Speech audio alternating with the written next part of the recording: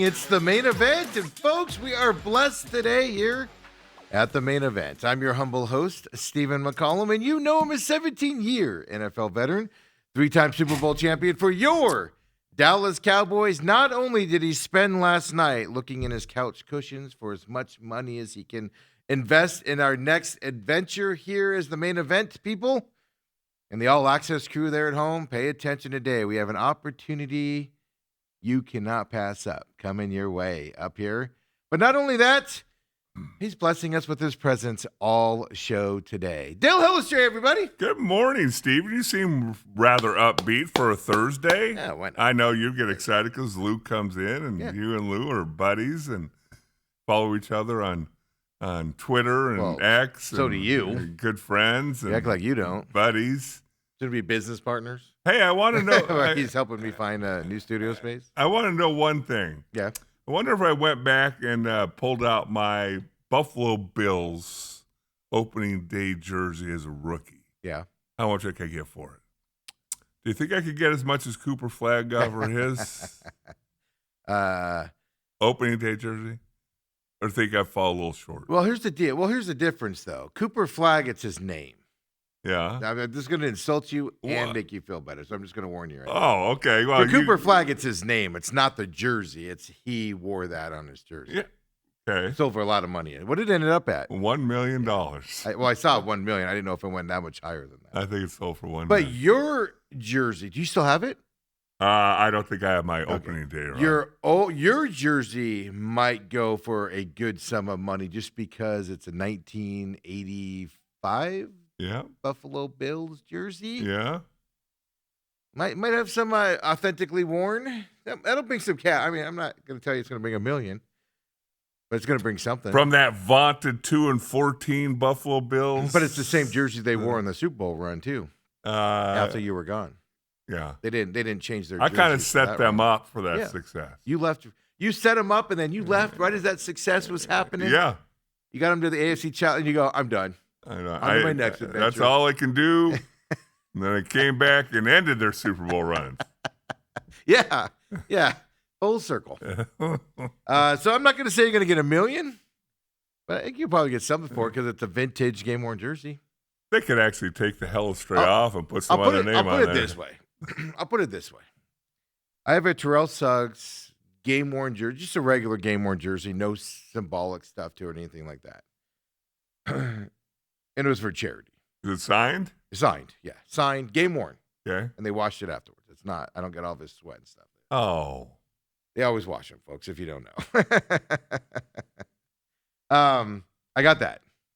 And it was for charity, which people typically overbid for charity. Yeah. Terrell Suggs is going to be a Hall of Famer. And this wasn't like early in his career where you're like, oh, I don't know if he's going to be a Hall of Famer now. This was like halfway through his career where you're like, all right, this guy's a stud. I won the auction at $500.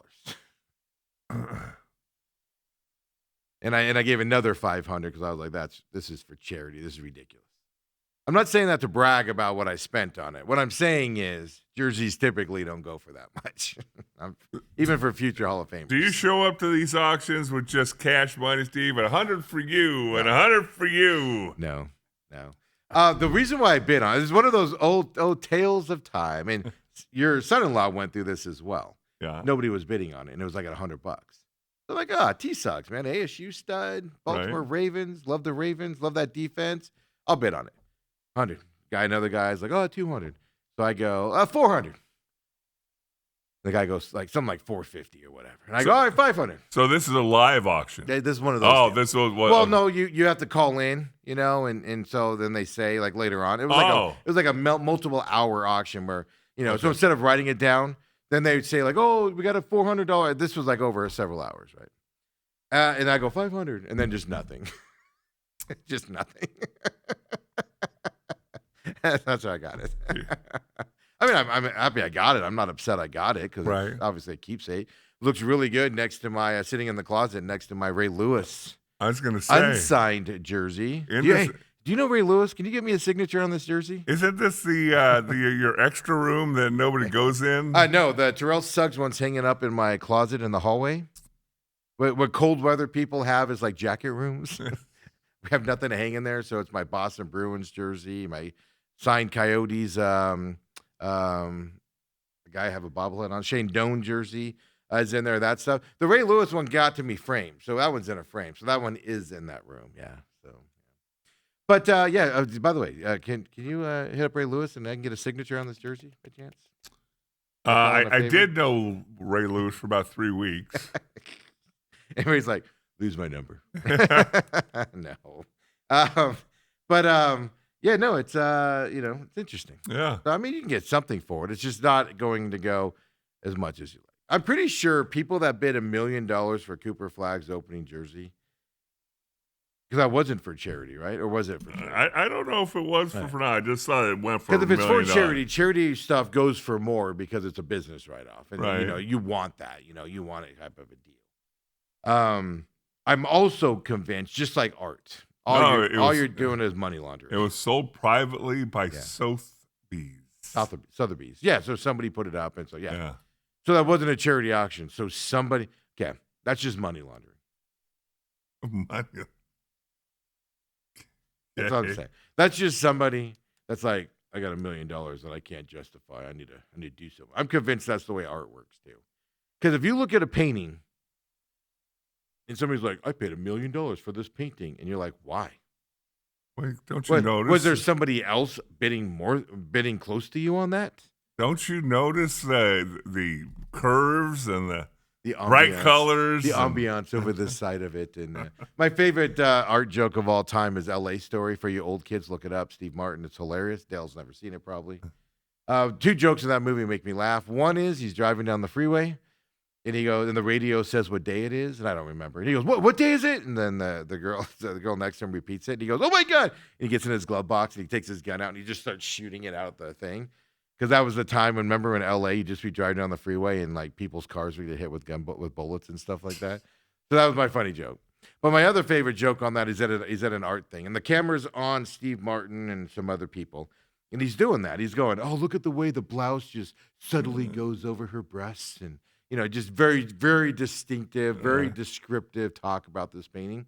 And everybody's just looking at him like, So it pans back to the picture, and it's just this abstract picture. It's just like blobs of orange and red. That's what he's seeing. That's my second favorite joke. But I'm just convinced people are money laundering at that point. It's like the guy that you hear about that puts down, plus or minus 1,000 odds on a bet, and they're like, "Oh, I put $1 million down on a minus $10,000 bet," meaning you're almost guaranteed to win it at that point. They don't even want your money. But a guy puts down $1 million on that, folks. That's because he's getting divorced, and he needs to hide the money for a little bit. Wow! So his wife doesn't get it. That's what's happening. I'm convinced of this theory. Wow. It's just a theory. It's just a theory of mine. I'm convinced of it. No basis behind it, but I'm convinced it's just hiding money for a little bit. Is all you're doing. Wow. Yeah. Wow, you think about these things. I go into depth because why would you put down $1 million bet on just astronomical odds where you're going to win 1,000? Obviously, it's a bigger deal to lose $1 million than it is to win 1,000. No doubt about it. Huge upset. No, you're trying to hide money from your significant other. I'll keep that in mind the next time I hear a bet like that. I don't know. These are things that go through my head, people. Now, the big question I got up this morning wondering about. Okay. Did you close your front door last night? Yes. Oh, speaking of which, Autumn texted in. She listened to the show yesterday. Yeah? Elizabeth says, sorry about the front door. Oh, no. I double-checked it all. I even went back out into the garage to make sure, which I never do. Yeah. I even opened up the garage and was looking in there. I even checked that storage room downstairs, turned the light on, and looked around. Make sure nobody was in there. Did somebody spend the day there? Yeah, absolutely I did. All of a sudden you come home, there's peanut butter and jelly out. I know. Yeah, so Autumn texted in 623-252-6670. You can reach us there as well whenever you're watching us. She did that last night at 7:52 p.m. She texted in last night. And then, of course, hit us up on X as well. Local Lou's coming in at 9 o'clock. Dale, how'd your golf game go yesterday? It was a miserable day. Well, the golf game or the weather? Well, the golf game matched the weather. Started off with like 40-mile-an-hour winds. And it seemed like every hole we played into the wind. When I left here yesterday, I walked outside and was like, what the heck? Or I drove outside and I was like, what the heck was all this wind? Yeah. And I hate those days when it's kind of swirling, so it seems like you never get a downwind hole. Even though you're going in the opposite direction on the next, it's like, why is this wind in my face again? I remember I played Palm Springs one time, and it was like 60-mile-per-hour wind gusts. Like you had to like lean forward to stand on it, and it was an elevated tee over a par 3, and it was like a 120-yard par 3, and I hit driver off of it, and I didn't hit the green. It just literally whoop, boom. Yeah. So I get it. I mean, it was the mark your ball on the green as the wind's blowing it, and then about hole number 5, it started to sprinkle. Yeah, just enough to be annoying. Sprinkle. I had to go up to 44th and Camelback yesterday to grab some stuff, and sprinkling on me up there, and I was like, ooh, it's raining at Moon Valley right now. And the warmest it got was at about 10:30. Yeah, I wore shorts yesterday because they said the storm was going to move in later. Yeah. Just when I stopped at 44th and Camelback to deal with, I had to go by my insurance agent's office and grab some stuff. And I got out of the car and I was like, holy crap, it's cold up here. Yeah. As I thought the storm was coming in later. And the group we're with, I don't understand this. Like, they'll fine you if you walk off the course. If you quit in the middle of it? Yeah. Yeah, a lot of teams, a lot of team games. And so somebody walks off and things get messed up. And one guy on our team walked off after 11 holes. Even in bad weather, they say that? Well, especially with old people. You guys could go down with pneumonia, man, easily. That's what I said. Yeah. Like you guys just get a little cough and it's close the box. So to make the game, what they said was fair was they gave him double bogey on holes 11 through 18. How's that fair? Don't you just do his average score or something? You would think, but in bad weather, you got to do something. Yes, I'm with you. There's probably some crotchety. Okay, this is me speaking. Dale has nothing to do with it. It's probably some old guy that's just miserable with, his wife's probably just, and he's retired, and he's just like, I'm gonna show this men's club who's boss. I'm gonna make these rules hard. We all know the type. He probably just put down $1 million on a painting. Yeah, he's bragging. Yeah. I just put down $1 million on a bet. Oh, really? Your wife looking for some money? Is that what you're trying to tell me? Yeah, that seems kind of crappy. Yeah. It is what it is. Yeah, so I officially yesterday, I started to. I refilled it out and sent some paperwork in, but I got the denial letter for that Ruth from State Farm, and I also got the pictures the guy said he was going to send me and never did. They're just lying sons of guns, man. I don't know if I'm going to win this battle, but I'm certainly willing to go through it. They're like, oh, there's shingles missing for 3 years leading up to that, and you didn't fix it before. These are pictures from State Farm that they sent me. There's not a shingle missing. Where the roof blew off, and you know what they're blaming on the denial letter? Because this is the first time I've seen the denial letter a month later. All it says is, the roofs are old and granulated, so we don't manage that stuff. They go, there's no evidence of any other worn damage. Half the roof is blown off. So we'll see what the Division of Insurance says. State Farm does not want your business, folks. Be clear on that. So I had to do it. Unfortunately, I had to. Yeah. You kind of look forward to these things, though. I don't look forward to it. I'd rather we just solve it. All we have to do is go, hey, Steve, look, we know the roof's older. You fixed it in 22 per our specifications and blah, blah, blah, blah, blah. And, here's a good faith, here's a good faith thing here. We'll pay for a quarter of it or something. All right, cool. Let's move on with our lives. But the fact that they're lying to me about it means, all right, let's do it then. All right, we'll play this game. I might win. I might lose this battle. It doesn't cost me anything but time. It's just sending stuff off and a couple interviews and stuff like that. It doesn't cost me time or anything. But it's costing them. It's going to cost them business. It's going to cost them being badmouthed by me. Well, they're just the truth. And all that stuff. And apparently it's worth it to them. So all right, I'll play your game with you. This goes to anybody out there. Don't play games. Make no mistake. Be honest. Solve the problem. At The answer is no, but there's no reason to lie about it. And I will get in the mud with you. Just so you know. I can always tell when Steve's cooking something up because he seems to have a little more pep in his step. I woke up today. Where are you going today, Steve? Going to my lawyer's office. My HOA pissed me off yesterday, too. Another story. You're who? My HOA management. The management company made me upset yesterday. You are the management company. No. There's somebody that works for. Well, you're the decision we think maker. they work for us. They think they work for. They think we work for them. So it's a little bit of a struggle right now. But I'm just tired of dealing with them too. Lots of irons in the fire, Steve. Lots of irons in the fire. I don't know. I woke up this morning and I'm like, you know what? Life's boring. Maybe it's time I just delegate stuff down to the vice president and the treasurer and everybody else on the board, and I just go 2 middle finger barrels and just be like, here you go, guys. You guys figure this crap out. I'm done with these childish games of nonsense.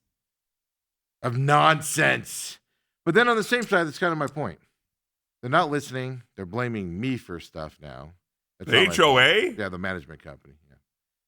They're saying they've done everything that the board's asked them to do, and they haven't, and everything like that. So that actually is like, all right, let's do it. Let's dance. This could be solved with you just going, here's what you want. We apologize. Here's what you want, or here's why we can't do what you want. Instead of saying, we just want this to be dropped. We've done everything we can do on it, and we just want it to drop. We've done everything you've asked, is how they phrased it yesterday. We've done everything you've asked of us. I go, no, you haven't. I still don't have the list of what we're asking for. And then they go, well, we just want this matter dropped. You want to it's funny dance? because I have the list from HOAs that don't even manage us. I have their list of stuff that we're asking for, but you guys won't give it to us. And I'm just like, all right. So this morning I'm just like, all right. So I got to figure out my life on that. Do I want to keep dealing with it? But again, I have no problem getting in the mud. You want to pick a fight? Let's pick a fight. Let's go. Let's see where it ends up.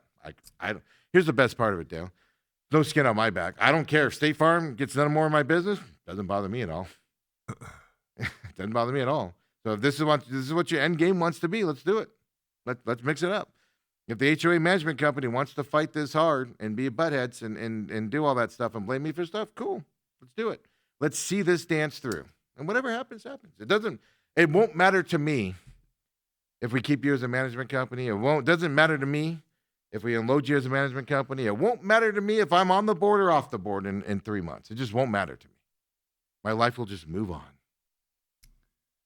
In other words, you want to do the dance. Steve says you want to dance. Let's dance. And the words of Al Bundy, let's dance. Al Bundy. Let's dance. Oh, good. I wear a no ma'am shirt. Let's dance. Yeah, so that's me this morning. So I'm a little fired up today. Yeah, you seem like you're happy.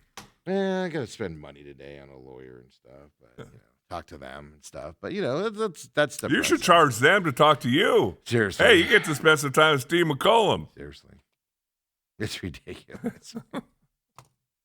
But City of Mesa, that thing's dropped officially now. I got the official dropping of that with the, so no court at all? With the tenant. Well, they it was funny. They go, we'll just refile it under the LLC.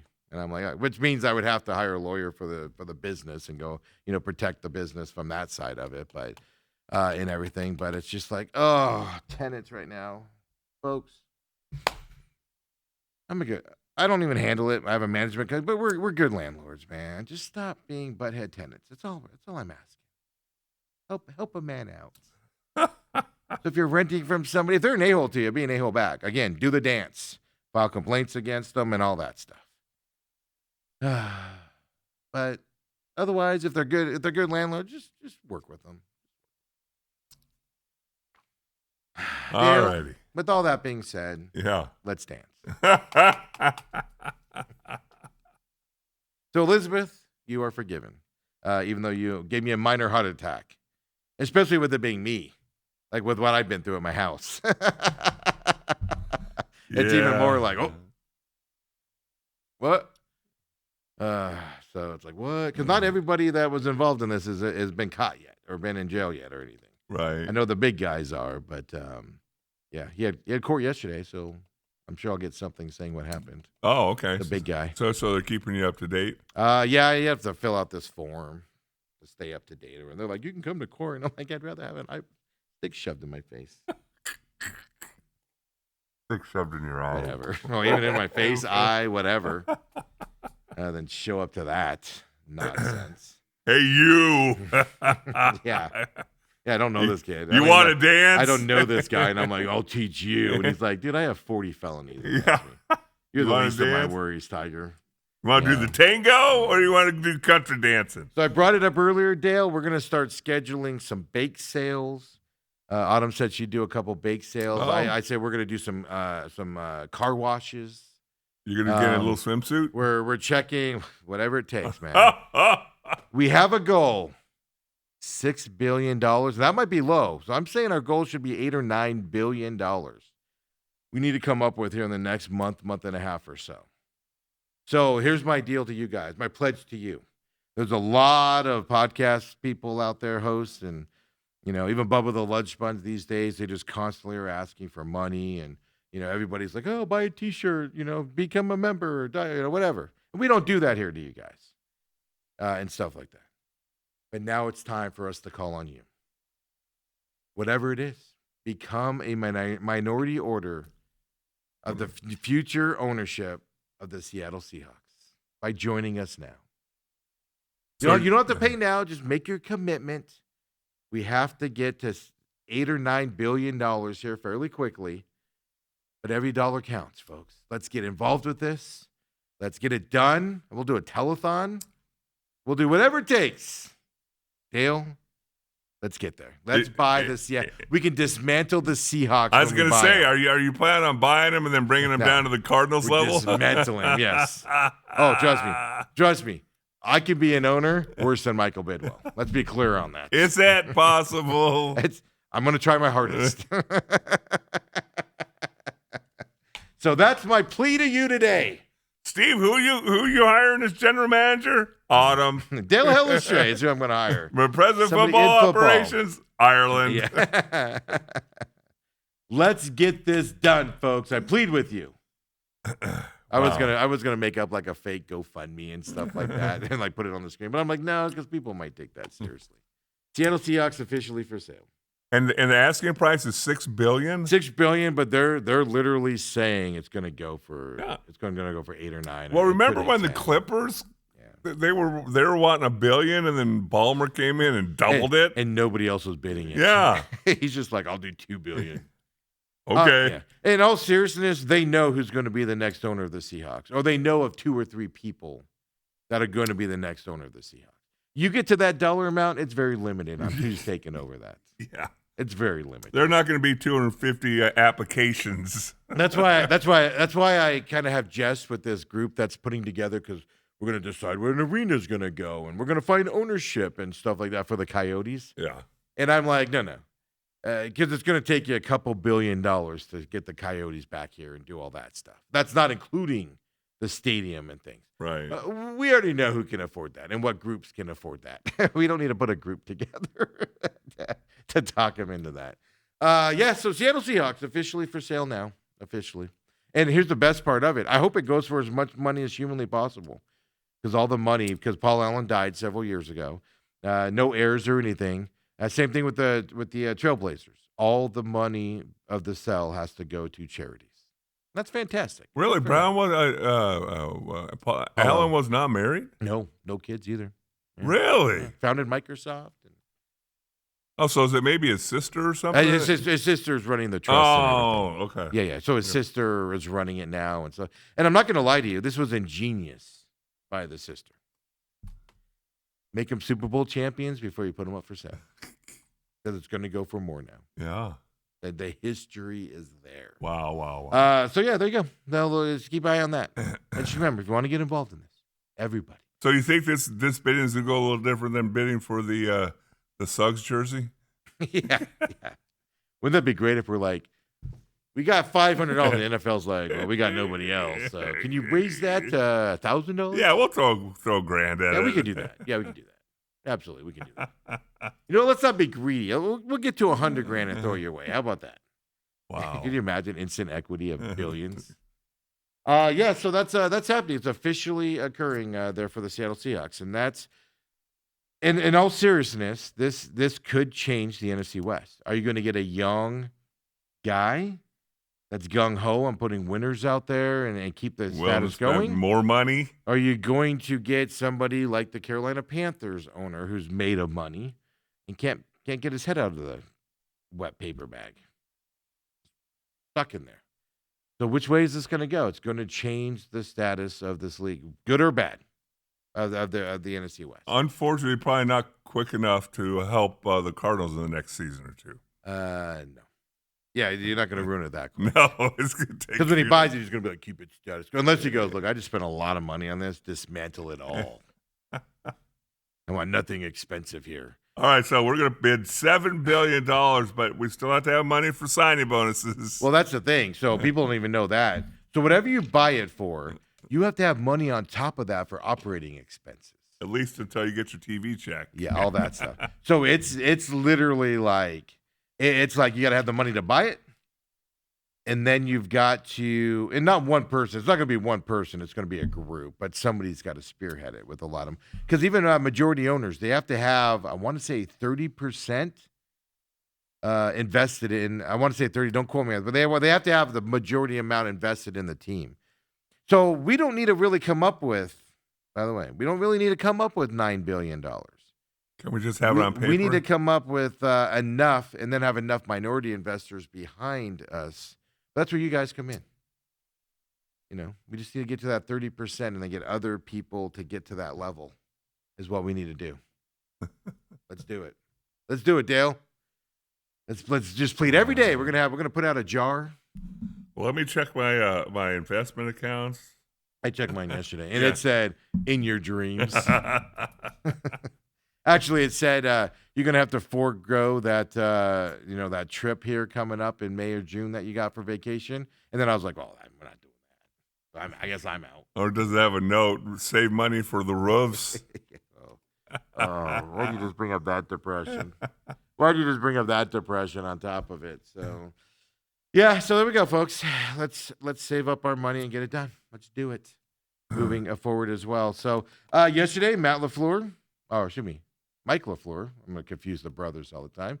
Press conference during the show, 9 a.m. We talked about Hackett. Hackett talked, Rallis talked, special teams coach talked as well. Dale, I went back and watched it. And who impressed you the most? Buddy. Okay, Mike LaFleur is really impressive. I'm not going to lie to you. Okay. He is showing me, well, I don't want to ruin the clips here. I told you before, I'm willing to listen to Hackett depending on his role. He was just coordinator in an offensive guy helping out Mike LaFleur, Matt's brother, up there in Green Bay. He has success, but he has a lot of failures under his wing. And where he gets into trouble is when he's in charge of stuff. Nathaniel Hackett. So I'm willing to listen here depending on whether he does talk about his role. But first, here is LaFleur on why he's settled with Hackett. Impressive that this was asked, because this hire has been universally poo-pooed by the fan base, some media members and stuff like that out there. So LaFleur talks about why Hackett's here. Yeah, I mean, I think there's so many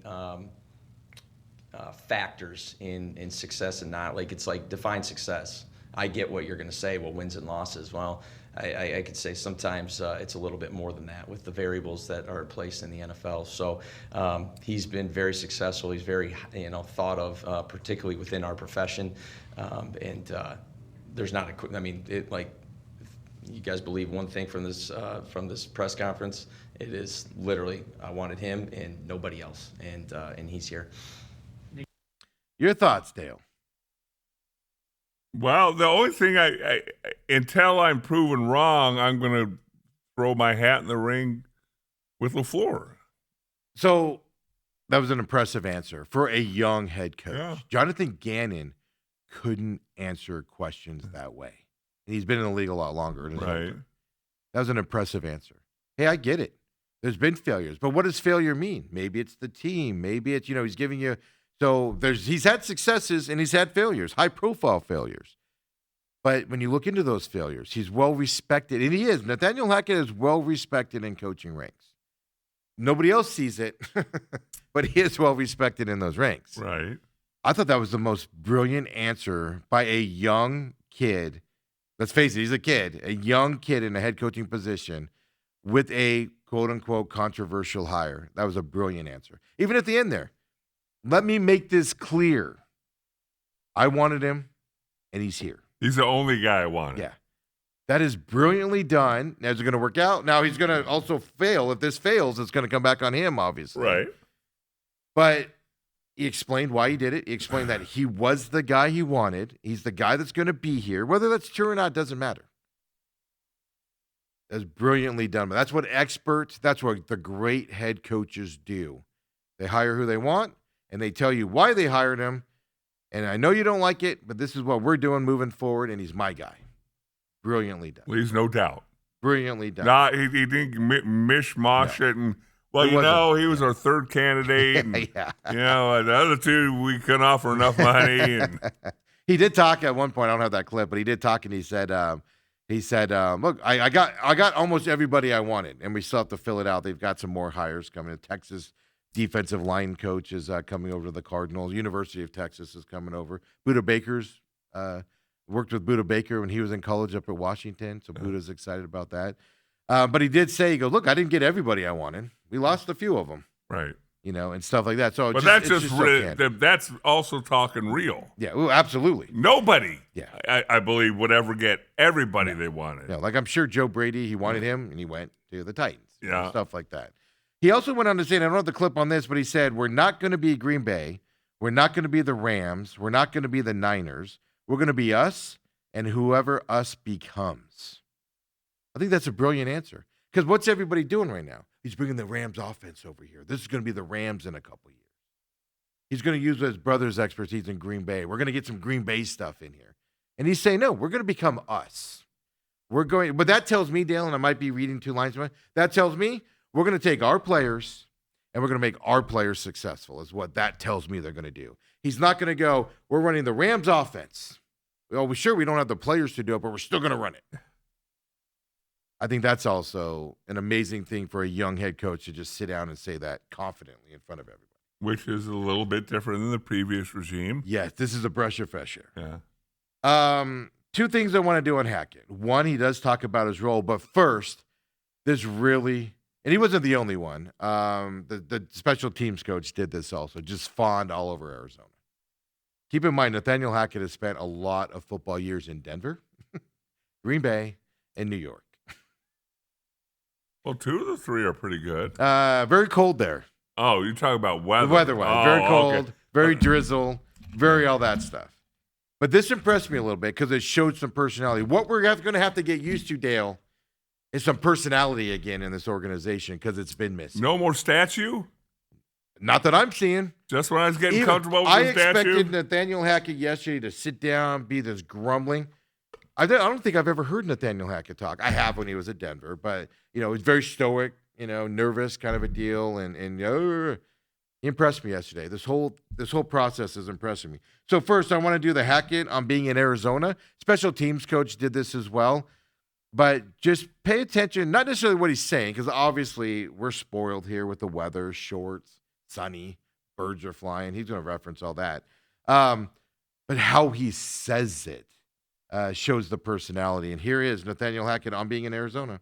People in shorts and T-shirts and smiles, and you're like, this is awesome. and it has been incredible. I mean, just to be able to walk outside, even open up the door. I mean, Mike opens up the door to his office. I'm like, I hear birds and stuff, instead of being boxed in certain places. But it is unbelievable here. So you guys. He's got a little personality. That I'm not going to lie to you. I expected this just gruff, old, been around the block. This is how we do things. I expected that. Yeah. That alone right there went, oh my God, he's got a personality. I think the only reason that's shocking to me is because of what we're coming off of. It is a stark contrast. Remember Jonathan? Anybody take the bus? There are some things that stick in your mind. Did that light a fire? Did you have a fire in your gut? Did you take a cab over here? Oh, Steve. Nathaniel Hackett's like, what are we doing? There's sun outside, guys. Open the door, there's birds. A bird flew by me. The special teams coach, he was like, man, there was a time last year during the season. He goes, I didn't see the sun for 90 days. It's kind of funny. Same personality, same vibe. I'm focusing on Hackett because that's more of the hire that everybody's talking about. He did talk about his role in this organization as well. Here's Hackett on what his role is going to be. Really quick, he is the offensive coordinator, but remember, LaFleur is going to call the plays. So Hackett on his role here with the Cardinals. Gosh, I don't even look at it as a split. You know, I think for me, my goal, no matter what the role is that the entire staff understands the plan and can call the game the exact same way. That's really, in essence, what you're looking for. That it doesn't matter who's got the paper, it doesn't matter who's got the microphone to the quarterback. It's everybody's going to call it the same way. So I think it's more about doing whatever I can do to help Mike get to that place that he's got a can't stop me mentality, and he's feeling it when he's out there and being able to call the plays and dial it up, and the quarterback knows that. So for me, it's just all about being there for him, helping him develop the plans, helping him develop anything that he needs, and make it so he can be the best version of himself. Your thoughts on that, Dale? It sounds like they've discussed what his role is going to be, and he's accepted that, and he's going to try and excel in it. I think this is amazing. The Cardinals needed a Nathaniel Hackett type person last year to help out Penzi. Yeah. And they've got it this year. Hey, I got an experienced guy to come in. I know my role. I'm not going to overstep it. My job is to make him look good. Yep. That's fantastic. Whether he's going to do it or not is another story. I will say this. I have heard he's so well respected in coaching circles because that is his attitude. Right. You need me to call plays? Cool, let's do it. You need me to not call plays because I suck at it? Cool, let's do it. I've heard that about him. I've heard he's just there to do what he needs to do to make the team successful and do his job, and stuff to that effect. And we saw it yesterday, and that's fantastic, man. I'm so stoked now for Nathaniel Hackett. I'm going to get a Hackett shirt. I'm a lot more excited about him just from those couple little snippets. Yeah, the whole press conference was that way. Those were the two that obviously was the focus, but the whole conference was that way. I just expected him to come in. I don't know what to expect. Maybe the Denver head coaching one where he just was quiet and didn't say much. It's probably cold outside in Denver. They were when getting he their had butts the kicked, and he couldn't figure out how to solve it, type of a situation and things like that.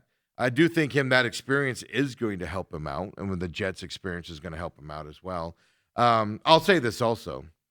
Nathaniel Hackett wouldn't be here if Mike LaFleur's brother didn't, I'm not going to say sign off on it, but highly recommend it. Right.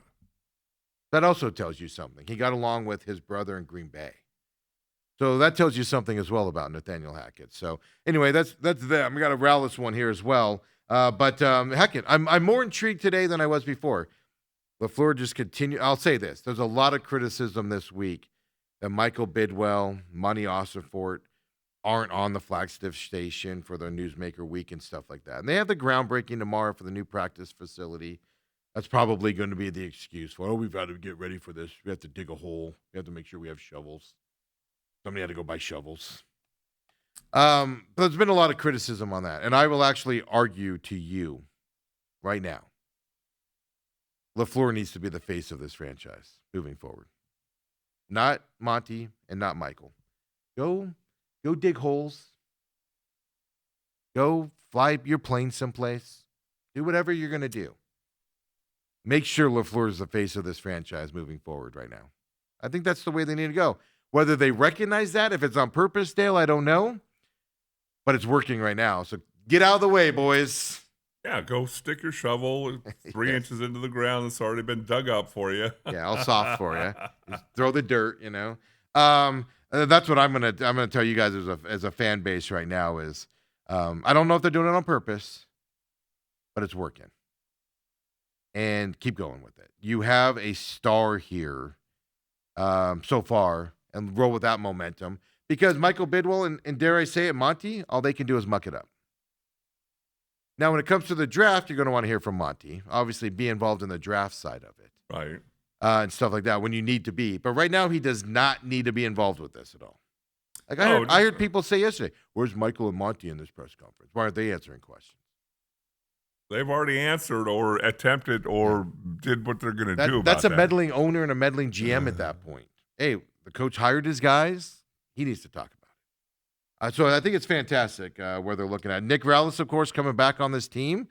And I'm okay with that because 2 years ago he showed he can overperform. What changed last year is a whole nother story. Well, Rallis was asked that question yesterday. Here's Nick Rallis on what went wrong last year. A lot of variables to that. The most important ones to me are the controllables for us in the building, and it's layered. I mean, there's things that we could do better schematically.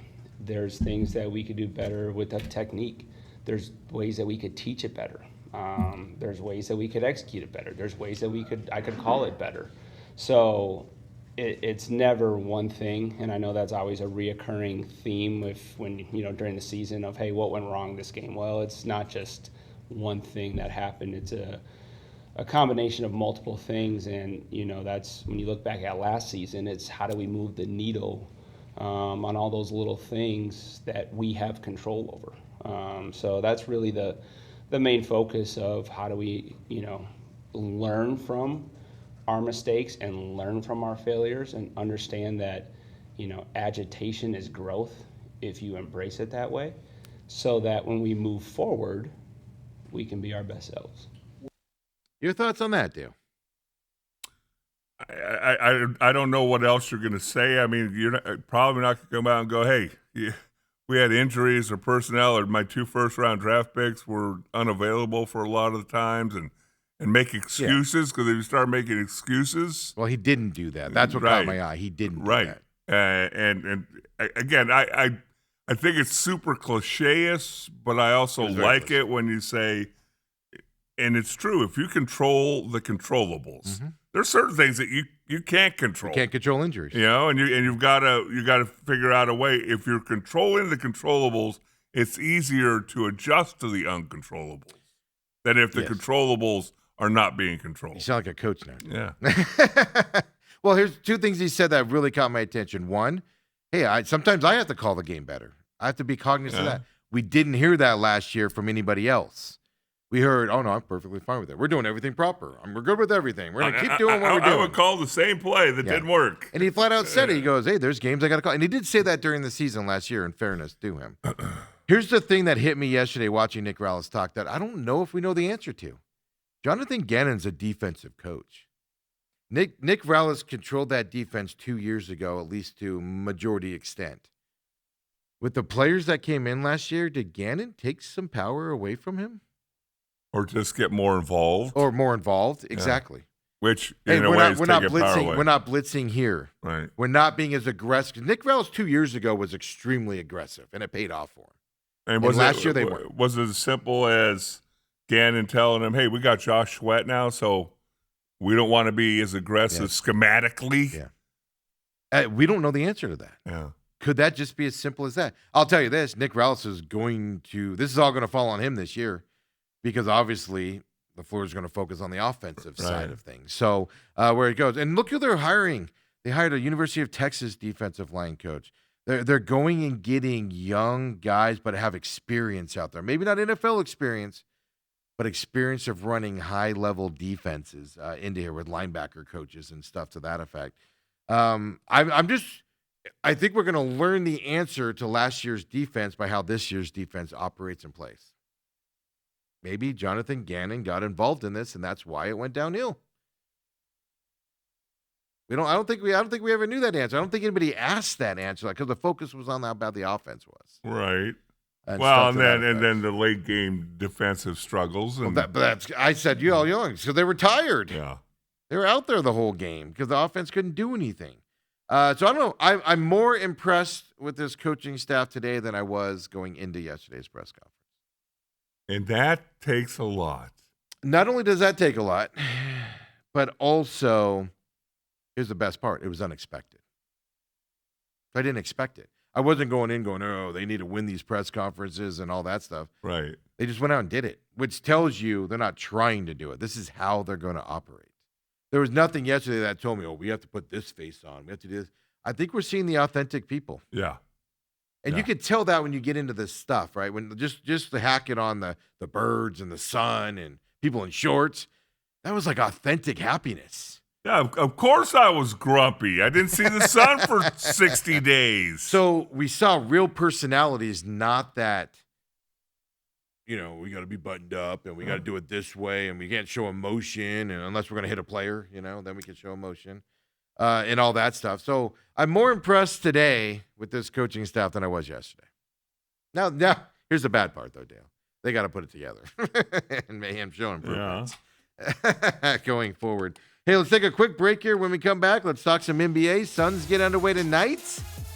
A lot of talk on the D-backs. We'll get more into the D-backs tomorrow, but a lot of talk on the D-backs in their outfield more than any other position here. Rightfully so, by the way, with what they're going to do there. So we'll talk about that later on tomorrow as well, because we got Uncle Luke coming up at 9 o'clock.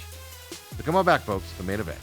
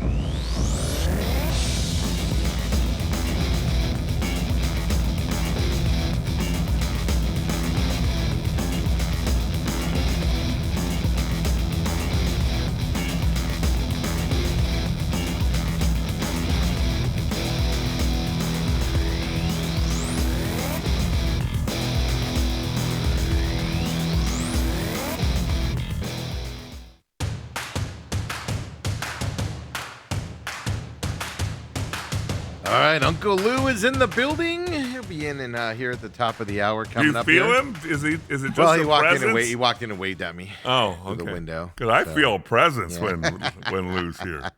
As he walks into the room on top of it as well. I just texted him and said, Dale's going to be your whole show. Just so he didn't walk in all disappointed that you were hanging out, Dale. So just I gave him a heads up.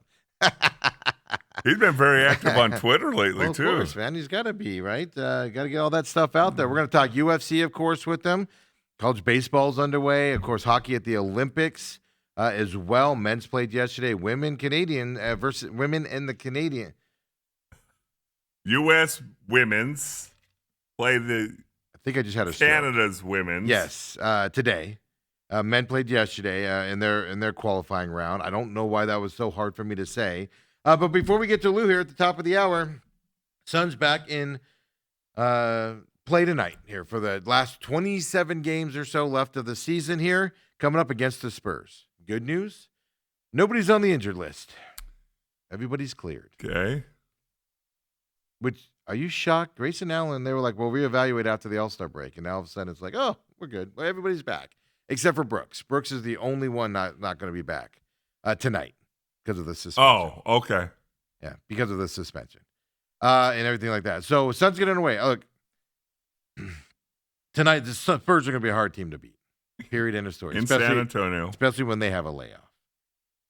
What I want to see tonight is I want to see that hardworking Suns. Are they going to be the hardworking Suns team they were most of this season before they kind of hit that emotional fatigue wall here the last month or so?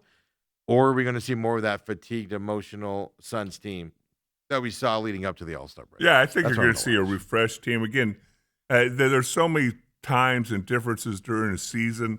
Like in football, you hit December and you see the light at the end of the tunnel. Yeah. It's not 5 weeks of training camp, and then 16 regular, 4 preseason, 16 regular season. You're like week 1, you're all excited, and then you're like week 2, you're like, we got. And then you start looking at the calendar. But now all of a sudden, that's what happened in Dallas. We'd always play Thanksgiving. You'd come back from that break, and there'd be 4 games left. So you saw the end of the light, and you were like, playoff mode here on. Yeah. Well, that's what I want to see. 27 games left. This isn't it's not like you're coming back from the All-Star game and you have 40 games. Right. This is a quick Could be a sprint to the playoffs. And in that, there's no doubt about it. They're 3 games out of the 3 seed, folks. Oh. The 4th, 5th, 6th seed is available to the Suns to go get. And it's gonna be fascinating to see, because you got the Houston Rockets now with the Kevin Durant drama again. Did you see he was asked yesterday about that burner account? Yeah. He does not handle that stuff. No. Well. Why? See, whoever is his advisor should just take his phone away from him. You got the Lakers. What are they going to be the last 27 well, games? I'm telling you, I'm expecting LeBron because I don't believe he wants to do a farewell tour next year. Yeah. And the Lakers will gladly have him, but they're going to make him do a big pay cut. Yeah. And he's not going to do it. He's not going to want to do it.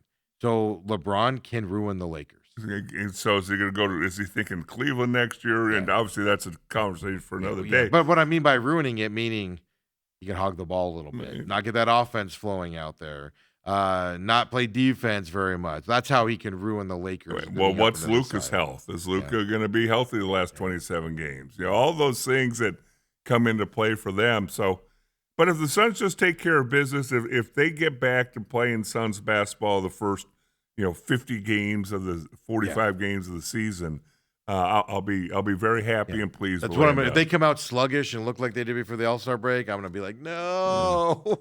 Were you in Cabo for a week? No. Because this is an easy game to get up for the Spurs. Yeah, I'm not. My expectations are. The problem is that they can't compete.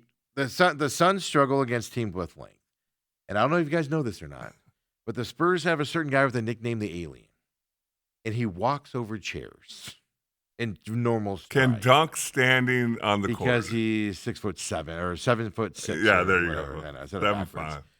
And Suns struggle with length. So good luck to you. I watched more Wemby in the All-Star game that last quarter or whatever it was. Yeah, the world team. Not only is he just a dominant force inside, whether it's defensively blocking shots, altering things, inside offensively, he can dunk. He's got moves. And then I saw him hit 2 3-pointers. He can shoot from outside. It's like, what are you doing? It's nauseating. It's nauseating. But that's what I want to see tonight. I don't expect to win, but I want to see how the Suns play. I think they're going to struggle with the length. They could stay in it with shooting outside, stuff to that effect, but I'm not expecting it. Spurs are a legit contender with the Thunder to win a championship. Yep. And so are the Suns at that level? Let's be honest, no. But they are impressive in what they can do. But I want to see how they play it. That's what I'll be paying attention to tonight as well going forward. And get out of the game healthy, number one.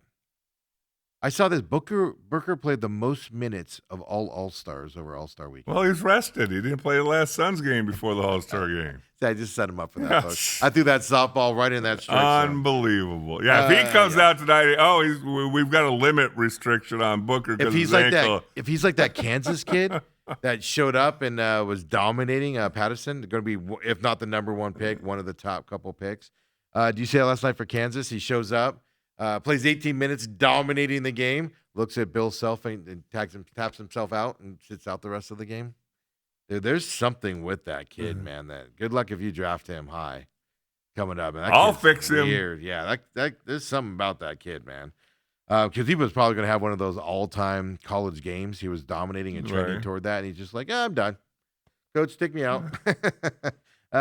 Really quick, standings. Throw that up for me, Kobe, just to reset the standings for the Suns. I already told you. 7th seed as well, but they're not too far behind here in the 3 seed here. And, of course, Houston Rockets. I do believe, like you said, Kevin Durant's situation is a distraction for the Rockets. Can they falter a little bit? Lakers, Timberwolves, they're just hit or miss. You can attack the Timberwolves here and match that side of things as well. I don't see anybody behind the Suns being a huge threat. Maybe the Warriors if they get hot, but they haven't shown that the last several years. I don't see anybody behind them if the Suns just keep playing like they were playing, even when they were struggling and looking tired. Nobody behind them is going to catch them. They're going to be in the playoffs. It's just going to be, are they going to be a 7th or 8th seed, or are they going to be in at the 4, 5, or 6 seed coming up? I think it's going to be a fascinating stretch run because, again, you can pick apart some of the teams. The one team that I think probably is going to end up at number 4 would be the Minnesota Timberwolves. They're the team that I think can do it. Yeah. It's just they're the team that you expect to do it, but again, they falter a lot, and it just makes your head hurt watching them play sometimes. So they could falter, but I think they're the one that the Suns won't be able to catch if you wanted to say there's one he's not going to catch out there as well. So there you go. I'll reset it here going into the last 27 games of the season. Gets underway tonight. Well, with the Lakers, the big question is how many of if they have 27 games, they might have 28 or 26, but right around there. How many of those does Luka play? Does Luka play the bulk of the schedule? Is he still dinged up from before the All-Star break? But he has a hammy, right? Something like that? No, it wasn't a hammy. No, I get all confused with all the soft tissue injuries going around the NBA. And that's what he has is soft tissue. Let that hang. Let that hang out there, folks. Keep it very soft. Hey, since Lou's in the building, I got to get my cheap shot in here. Uh-oh. Well, Arizona won last night. They beat BYU. Yeah. With no Koa Pete there as well. Still no word on when he's coming back at all, but they did get the win over BYU. I told you guys they're going to beat BYU. The big one this weekend. Now, it's number 2 Houston because they got to number 2 and then they promptly lost on Monday night or Tuesday night, whenever that was. But Houston has Arizona this weekend, number 4 versus number 2 coming up on Saturday, 1 p.m. tip-off in Houston. It's going to be a fantastic game. Yeah, you can fly out there and take that in? Not going to go to that crap hole, Houston. Hoff-Heinz Pavilion? Is that what it's called? I don't even know. No, they used to play something like that. This is going to be a fantastic game coming up. And I like the way Arizona looked last night. I told you guys, I just think Koa Pete's the linchpin for them going on a long run. Not because Koa Pete himself specifically. He takes pressure off of the other guys out there more so than you kind of see when he's not out there. Well, he brings some stability. He's fundamentally solid. He's not flashy. Somebody the other day was like, you think Koa Pete scores a ton? I'm like, no, that's not what I'm saying. I'm saying he brings energy to the team. And the team responds differently with him out there because defenses have to pay attention to him and stuff like that. Looking forward to that. So this weekend's going to be fun, man, on Saturday. That's about all we get to look forward to. That. Ronda Rousey's coming back. I'm pretty fired up about that. Dale just wants to get the info on that. Yeah. So is that other, I forgot, I always forget her name, but the girl that was in Mandalorian and then she got fired because she was against her. She's coming back too. I forgot her name. Lou was excited on Twitter last night about Ronda Rousey. Yeah. How did I not see that? Lou's coming up next, folks. Second hour, main event. Come join us.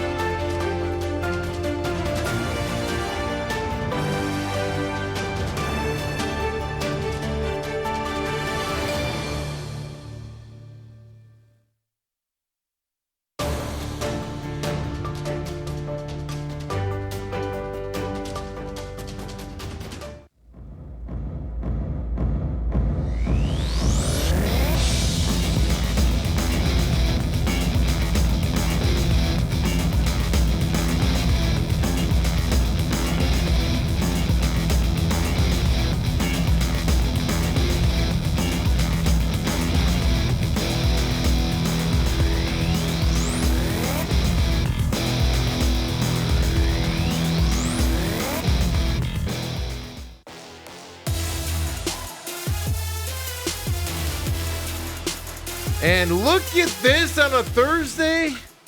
We got two studs in here, and then there's Dale, Lou. Yeah, right you here got is the what two we got. studs over there. And Uncle Lou joins us on Thursdays. Of course, you can catch him Gamblu.com. He'll talk about that in just a minute. And then, of course, you've got the you can catch him as a contributor there on the VSiN network as well on a bunch of shows over there, folks. Uncle Lou, how you doing today, man? I'm doing great, and it's always a treat to be able to come in and not only share with you, but when we have Dale here as well, it always adds color, and I'm looking forward to a fun show. What kind of color are we talking about? The red color there? Yeah, so no, appreciate it. How was your week been and everything? Week's been great. It's thankfully there's a UFC fight card this week, guys, because otherwise I don't know. I was going to say, I was going to ask you. So obviously, a little bit like me, you blow and go in the fall because there's UFC, there's football that you're really into and studying, and then also football ends and it comes to a screeching halt. But I know, love it. Are you NHL regular hockey guy, or is it only postseason that you get involved? And then obviously you're probably looking forward to baseball and all that. But your schedule right now is a little slower than it usually is. Well, it really, I have it set up pretty well, Dale, because, the grind is UFC and football and my football is only NFL. So that's a grind. And then the Super Bowl hits, and it's like, the guy laying on the hammock drinking a cocktail. Right. But I start to pick up hockey. I don't bet any regular season hockey, but I'm looking at it now. I'm starting to formulate ideas. And the biggest idea I have is that there's a bunch of teams that have 7-8 players in the Olympics. Mm-hmm. And so when those kids come back to their teams, that's going to affect those teams. The fatigue's going to set in when the playoffs come. I want to know who has a lot of players in, like Colorado has 8 players in the Olympics. Colorado right now, going into the break, so strong, there's no way to bet them. You got to find who's going to beat them. So that's my chore, is to find out who in the West can compete with Colorado. In the East, I've made a couple positions on the webpage. Doggone it, I meant to get today's blog up before I came here. I still have afterwards. It'll be up. Yes. I have last week's future positions. Well, I'd say you have future positions. The lines have changed, but you at least can still see the future positions. Exactly. Yeah. Exactly. So it's really a lot of. I'm looking at hockey. I'm working the UFC. I'm totally in. I'm doing World Baseball Classic. I'm cross-eyed Mary on the World Baseball Classic. Okay. Love that event. That's coming up in what, a month? I've got a couple soccer guys that I'm going to be listening to as far as making a World Cup bet or two. I have some Olympic wagers. I have Norway to have the most gold medals, and right now they're looking good. I have a parlay bet. The U.S. women and the Canadian men to each win a gold medal, and I got a good plus price on that. And I think that I'm potentially in play there. It's the Canadian men that I have more question about, because the U.S. women are going to beat Canada today. Well, we all think that, except for one guy yesterday floated out that this will be the game they lose, and put that on Tuesday, put that number jumbo out there. I'm a little worried about it now, and I wasn't before. Right? I don't know who the guy is, but I'll tell you. Bruce Cooper is the one that did that. Don't worry. Men played yesterday, of course, in the qualifying round, as they're trying to get to that gold medal game coming up for them as well. But you alluded to it, right, with your blog, to tell everybody where they can go and find you and everything. And make sure you mention Sneak Teep Podcast is up this week as well. Yeah, no, I am. My single point of contact is Gamblu.com. I'm a sports investor. And so I don't bet to bet, I bet to win. And I only shoot with a rifle, not a shotgun. And what that means is there's only a few certain select sports I work, and you can find those sports on the top of the Gamblu webpage on the band there. And it tells you all about me. You can find testimonials, everything you want to know. And if you spend 5 minutes, you probably spent too much on it. What I would tell you to do when you go to the webpage is read daily blogs. That gives you great insight. But also, we support the oldest mission in the United States, the San Xavier mission. That's on the top band of the Gamblu webpage, and we'll get to that shortly. But there we go. Kobe's just perfect with that. The San Xavier mission, the oldest mission in the country, the oldest mission in Arizona. We're big supporters of it. Steve lets me talk about it every week. We route profits towards the San Xavier mission three times a year. Don't have to work through us to do it because I'm no longer receiving any funds for my positions. Everything is free. So there's a link to the San Xavier mission on the webpage. And I thank Steve for letting me mention that each week. Absolutely. And speaking of that, right, obviously got to keep that in everybody's thoughts here because you still donate on your own, but you don't have on there. So everybody follow you at Gamblu also on X because you put out positions, you talk about stuff out there and things to that effect. So everybody give you a follow there for those needs and make you look smart around the office, most important. Yeah, well, sometimes if I'm winning, it's great. It comes easy. When you're losing, you can't find your own rear end with two hands and a guide. So sometimes it's tough. But at the end of the day, it's all about profit. I post positions free on Twitter, and what I did, and I make no qualms about it, for the first 2 years of the Gamblu webpage, I had to borrow some money from my wife to finance the Gamblu webpage. And so I took subscriptions for 2 years to pay for that. It's paid for. My webpage now is up and running and functioning, and I offer my services for free. So I mean, it's funny. I had a couple of good weeks in the UFC, and then I let a stinker out, like 0 for 4 a couple weeks back. And I had some young clown on the, holy cow, when's this? Are you going to ever win? I was like, where were you the last 2 weeks, man? I mean, it's so funny how the vitriol can go when you stub your toe once. It's not an easy game to be in because if you're truthful, I mean, so far this year, I'm 5-7, up a half a unit in the UFC. 5-7, how can you be up a half a unit? And then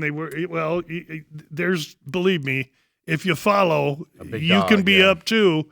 But at the end of the day, like in the NFL, I had a great year this year, 54.5%, 55%. Well, that means that 45% of the time I'm incorrect. Right. You better live with it. And so a word to the wise is don't just come in 1 week and bet your bets if you're going to follow your advice. You got to stick with you for a while. The wise man would say that, yes. But I'm not feeding my family off subscriptions. So I'm not trying to suck you in to buy money and buy a year's subscription but whether it's me or another handicapper that you see on this network or that, and you'd seem to trust the guy or the guy seems like he's worth his weight in salt, give the guy a month or two and see what you think, and you don't even have to bet him. Just see what he says, track it. Right. It's not that difficult. Good old social media. Media. It gives those keyboard warriors a little bit of an outlet, and we've had a little fun the last couple of days on X or Twitter, whatever you refer to, and I saw where you Puka Nacua is living his best life.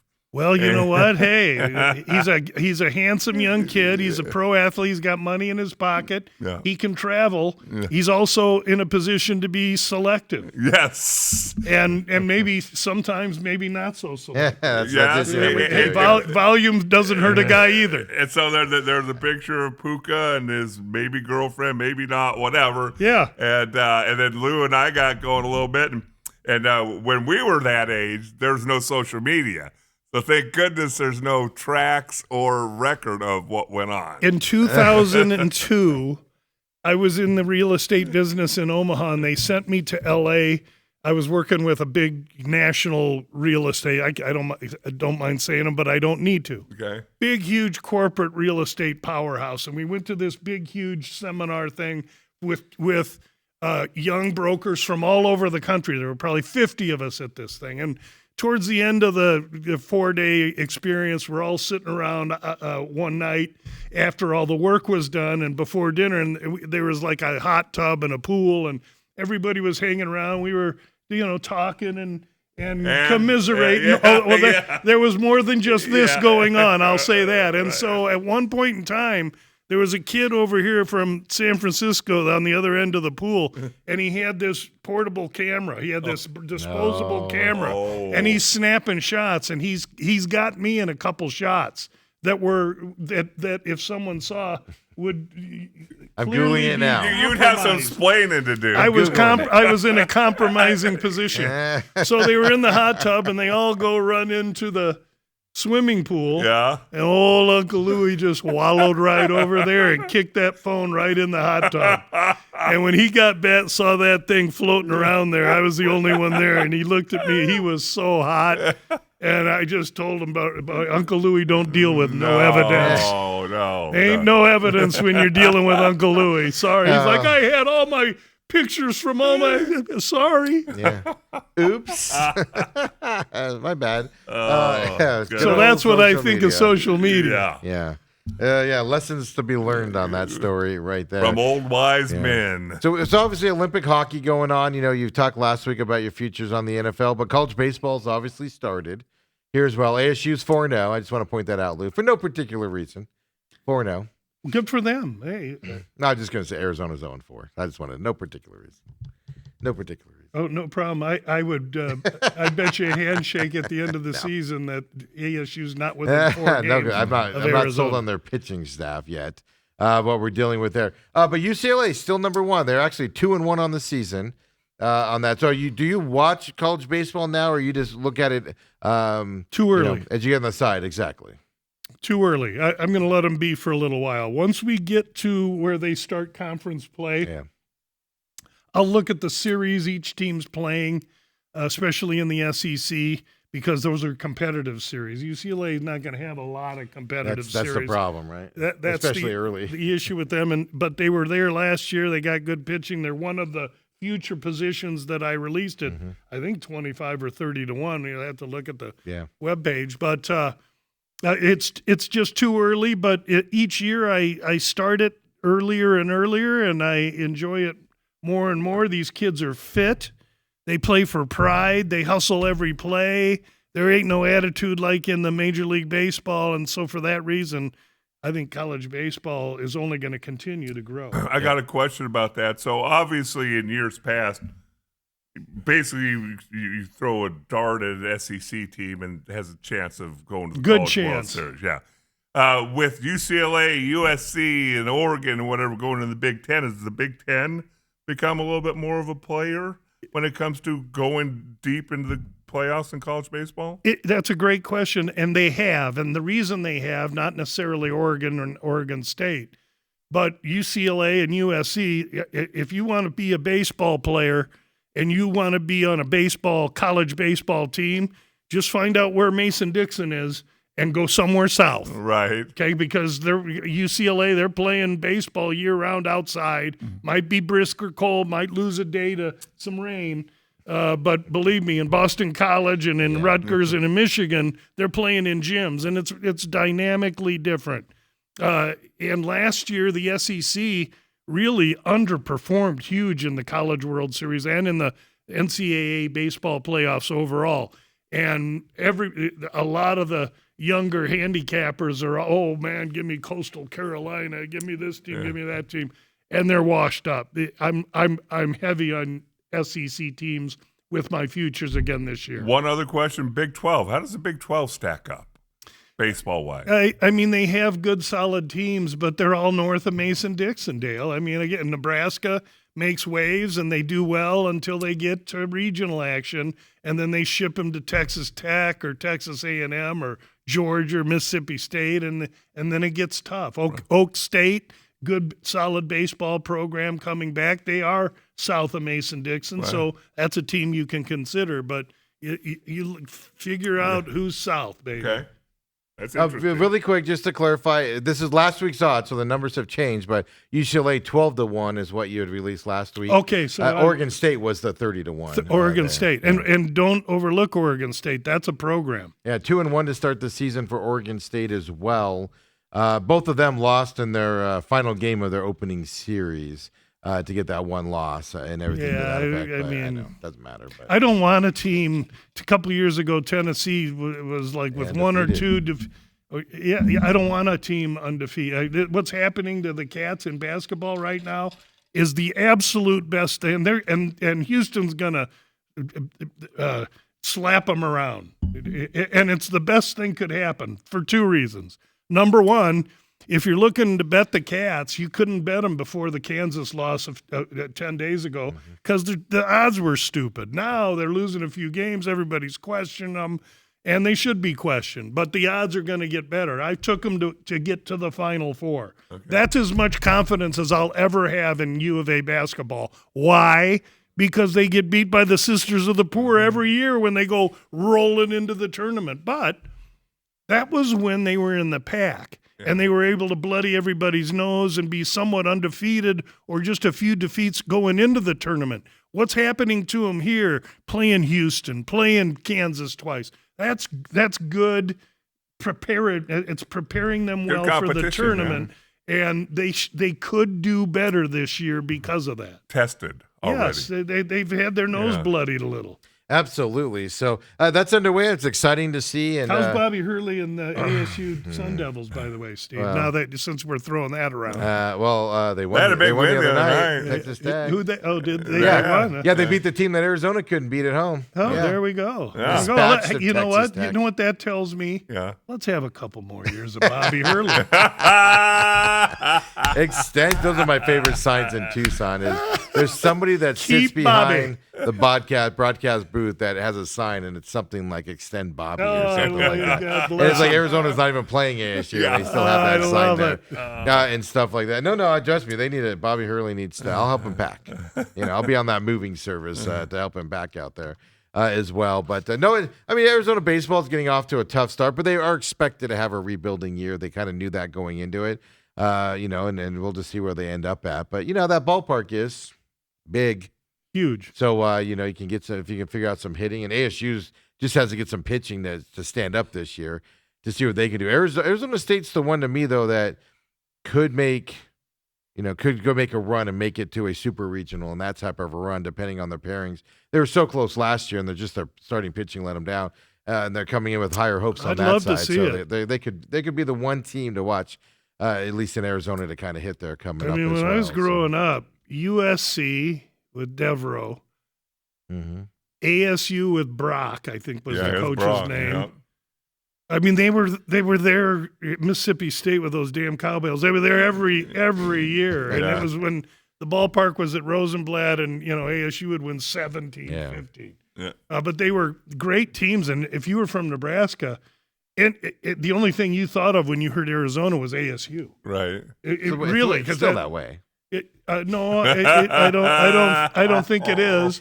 But what I will say is that the Pac-10 or 12 or whatever, both Arizona, it's a better league with two healthy Arizona schools. Yes. Right. And right now we've got 2.5, almost 3 with Grand Canyon, because they're making leaps and bounds in every sport every year. Their baseball program it's rebuilding this year. And their basketball, excuse me. Yeah, their baseball team, everything I read on that is that they know they're in a rebuild mode this year as well. So we'll see what happens. But they're expected to take a couple steps back, at least from what I've read. Don't go off of what I say on that out there. But Lou, anything else to add before we get into UFC getting back underway this week? No, I hope we can go to a break, because if Kobe would span back a little bit, Steve brought Chick-fil-A in, and I'm looking forward to having a little nosh in between the commercial breaks. I do have a sandwich I haven't eaten yet. He does not share. Just so you know. I was going to say I'll take the under 30 seconds in that. I usually I stop, and then I usually eat it like while I'm driving in, or whatever. I'm safe about it. Is Chick-fil-A open in the morning? Yeah, it opens at 6. And will they serve you a chicken sandwich? It's on a biscuit, a nice warm biscuit. Yeah, interesting. Today I just didn't feel like eating it coming out. I'm going to need it though, because I'm hitting a wall here. But and then I got a yogurt parfait. That's the other thing I got. So before we get into the serious stuff, yes, sir. Did I see you disparage my girl Ronda Rousey coming back? Well, first of all, Rousey has claimed for a decade that when she would take a jab, she would lose her eyesight. Oh, see, I don't know anything about that. So now all of a sudden she's healthy, everything's changed, and they got this big. claim. It's a complete money grab. Yes. Gina Carano, who Carano's her name. Thank you. I'd love to have one of my sons date. She's pretty as a button. Yeah. She's got no shot against Rousey if Rousey's any kind of healthy whatsoever. It's been 10 years since Rousey's fought. Yes, Did I read that? Yes. 10 years. Yeah, she's been away. She's had a child or two. Yep. That was her excuse. And I to got no get out of the issue with her, but WWE. she needs money. She's got so she's coming back, and they manicured this thing, and then Dana White's not doing it. And so the fact that Dana's not doing it, it's in the boxing realm, means they're going to actually really get paid. Yeah. Because the boxing platform is everybody gets paid except for one entity. The promoter gets paid, the athletes get paid, the shoe shine boy gets paid, some will and the argue only that- one that don't get paid, the only one that gets abused is the fan that pays the money to see it, and they continue to come back and watch this garbage all the time. You forgot the judges get paid? Everybody Don't forget gets that. paid. The judges get paid? And who does the paying? The fan. Before you get into the match that's going to be this week, or the match is, I did see Dana White get interviewed. Somebody was getting on him pretty hard about pay and things like that. Was that last week? They should. He's going to come back with a foil. Oh, well, we just increased our fighter bonuses from 50,000 to 100,000, which is great. But it only goes to the few. It's totally selective. He decides who gets that money. He doesn't have a committee just to kind of keep himself away from it? No, he does. He's anti-committee. He's a strong leader, and he decides, and that's how it's going to be. That's where you get that awkwardness of after a fight, they'll beg him and they'll go over and talk to him, and it's known. so awkward. It's known if you stand up there in the mic asking for the 50, you got no shot. Yeah. He doesn't like that because it comes off like they need the money. Well, they do need the money because the UFC, and I've said this for years, their greatest advantage over any other sports league and their greatest line item is the fact that they pay their athletes so little. There is no representation in the UFC. There is no union. Yeah. There's nothing.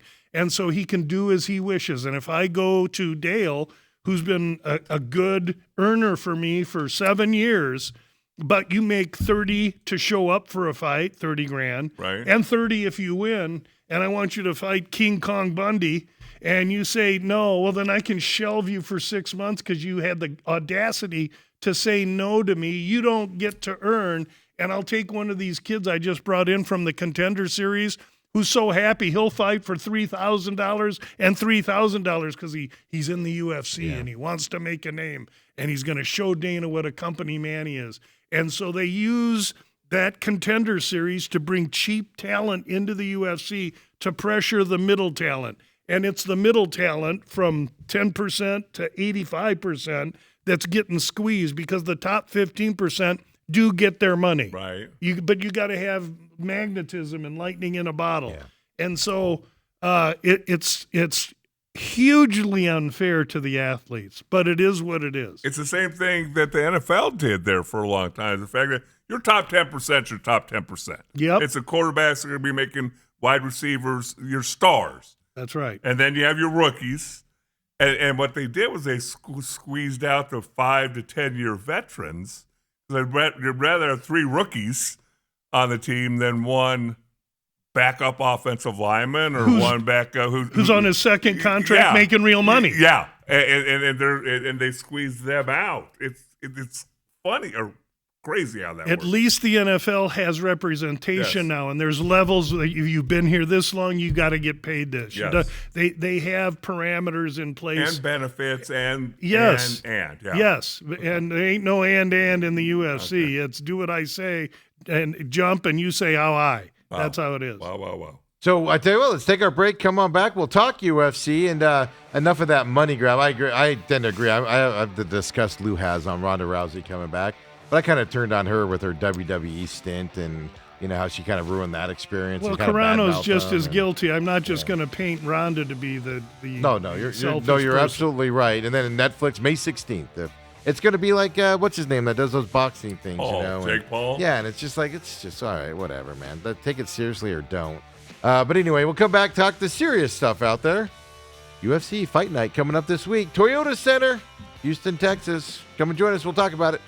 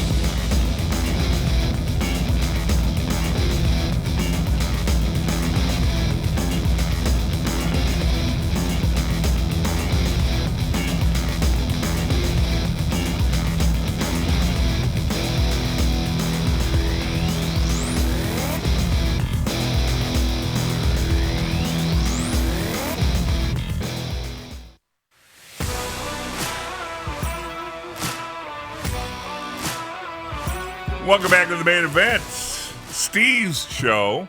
He's trying to get a little breakfast in him as he almost passed out on us during the break. I don't know if I go that far. And we don't want to do that. But before they go fight by fight, I have one question for you. Yes, sir. I seem to remember in years past when fights are held in different states, there's certain judging corporations or the associations that you trust more than others. What's it like in Texas? As bad as it can be. Is it really? It's as bad as it gets. Okay. Jersey, Texas, Cali. Really? Oh, baby. Shenanigans with a capital shenan. Okay. Oh, man. Texas is the best. And so on this fight card, we've got 4 Texans. Okay. So we got to know who those guys are. Right. Better know who they are. But absolutely expect to see some shenanigans, some kind of tomfoolery. Okay. Well, why don't you take it right now and take a couple fights that you are interested in? Well, we have 14 fights on the card. There's of the 28 fighters, you probably got about 12 or so U.S. fighters. So there's a good amount of international players coming in for this thing. Again, it's in Texas, and just like when they go to England and they try and highlight English fighters and maybe give some opportune positioning or matchmaking to an English fighter to help export the brand in that foreign country, so too will they do that to an extent in the States. So we're in Texas, 4 Texans. Are any of the Texans matched up in favorable positions? Well, yeah, there's 2 of them that fight guys from Brazil. So the Brazil guys got to take a 5-6 hour flight, cut the weight, do everything that is involved with preparing for a fight with travel, while the guys in Texas are sleeping in their own beds. That's clearly some advantage there. So we want to be aware of that. There's 4 fights where the age difference is 5 years or greater, and we know at 6 years youth advantage, that fighter, the youthful fighter, will win 62% of the fights. Okay. So we got to be aware of what the ages are. And that's what I track on my model here. What's their age? What's their height? What's their reach? Who've they been in with? How long is their UFC tenure? Because all of that together really goes into the system that I use that's highly arbitrary in deciding what fighter I want. I lied. I got one more question because you brought up weigh-ins. And I know it was a week or 2 ago. You always watch weigh-ins and then you make final judgments. Did somebody weigh in and then pass out as they were getting off the scale? Oh, okay. Yeah, there were 2 incidents. One kid, young man named Smotherman, you could see he was weak-kneed Willie getting on the scale, and you can tell when they're blinking and they're kind of shifting a little bit on the scale. And and he made weight. He gets off the scale, and it looked like he was walking in 2 foot of water because his feet were behind, and he just started doing this, and he literally bounced his forehead off of the canvas. He went straight down like a tree. and it held the weigh-ins up for a good 10 minutes, trying to get him revived and getting going again. These kids cut aggressive amounts of weight. It's not uncommon that they come out compromised, and that's exactly why I watched these weigh-ins. Then here's another one that happened 2 weeks ago, and this kid's his nickname is the Hillman. His name is Muin Gafarov, a Tajikistan. He's a cheating. Weigh-in's a 2-hour window. Yeah. Okay, he needs to make 145 pounds. Excuse me, he needs to make 135, so they'll give him a pound to 136. 10 minutes after weigh-in start, he saunters out at 141. He's purely cheating. He's saying, hey, I know I'm fighting this kid that's taller and longer than me. He's dangerous. He's younger than me, and I better have an edge. So I'll gladly invest 20 or 25% of my purse, because that's what the penalty is. Okay. I'll gladly invest that in order to have great advantage over this guy, because the other kid, second fight in the UFC, and his choice should have been, I'm not fighting this cheater. Right. Well, the UFC's got Paramount now. They can't go with 15-minute hole in their broadcasting, so they're telling him, hey, boy, you're fighting. Get out there. So he's got pressure to fight. So he takes the fight. He gets some of the other guy's money. a great Meanwhile, the Tajikistani guy has got a 6-pound weight advantage. And not only does he have that advantage, but the other kid had to cut the weight to get down to make the weight. He doesn't have the like physical. a professional. He doesn't have the Who won the physical fight? implications. The other kid. And Did it was it? justice 1 served, and I second. was all over Twitter Okay, with that that's one. great. Okay. 1 second to go in the fight, too. Yes, Really? he tapped Yeah. him out with 1 second to go. And then, of course, the cheater's like, no, I didn't tap. He's like, everybody saw you tap. You.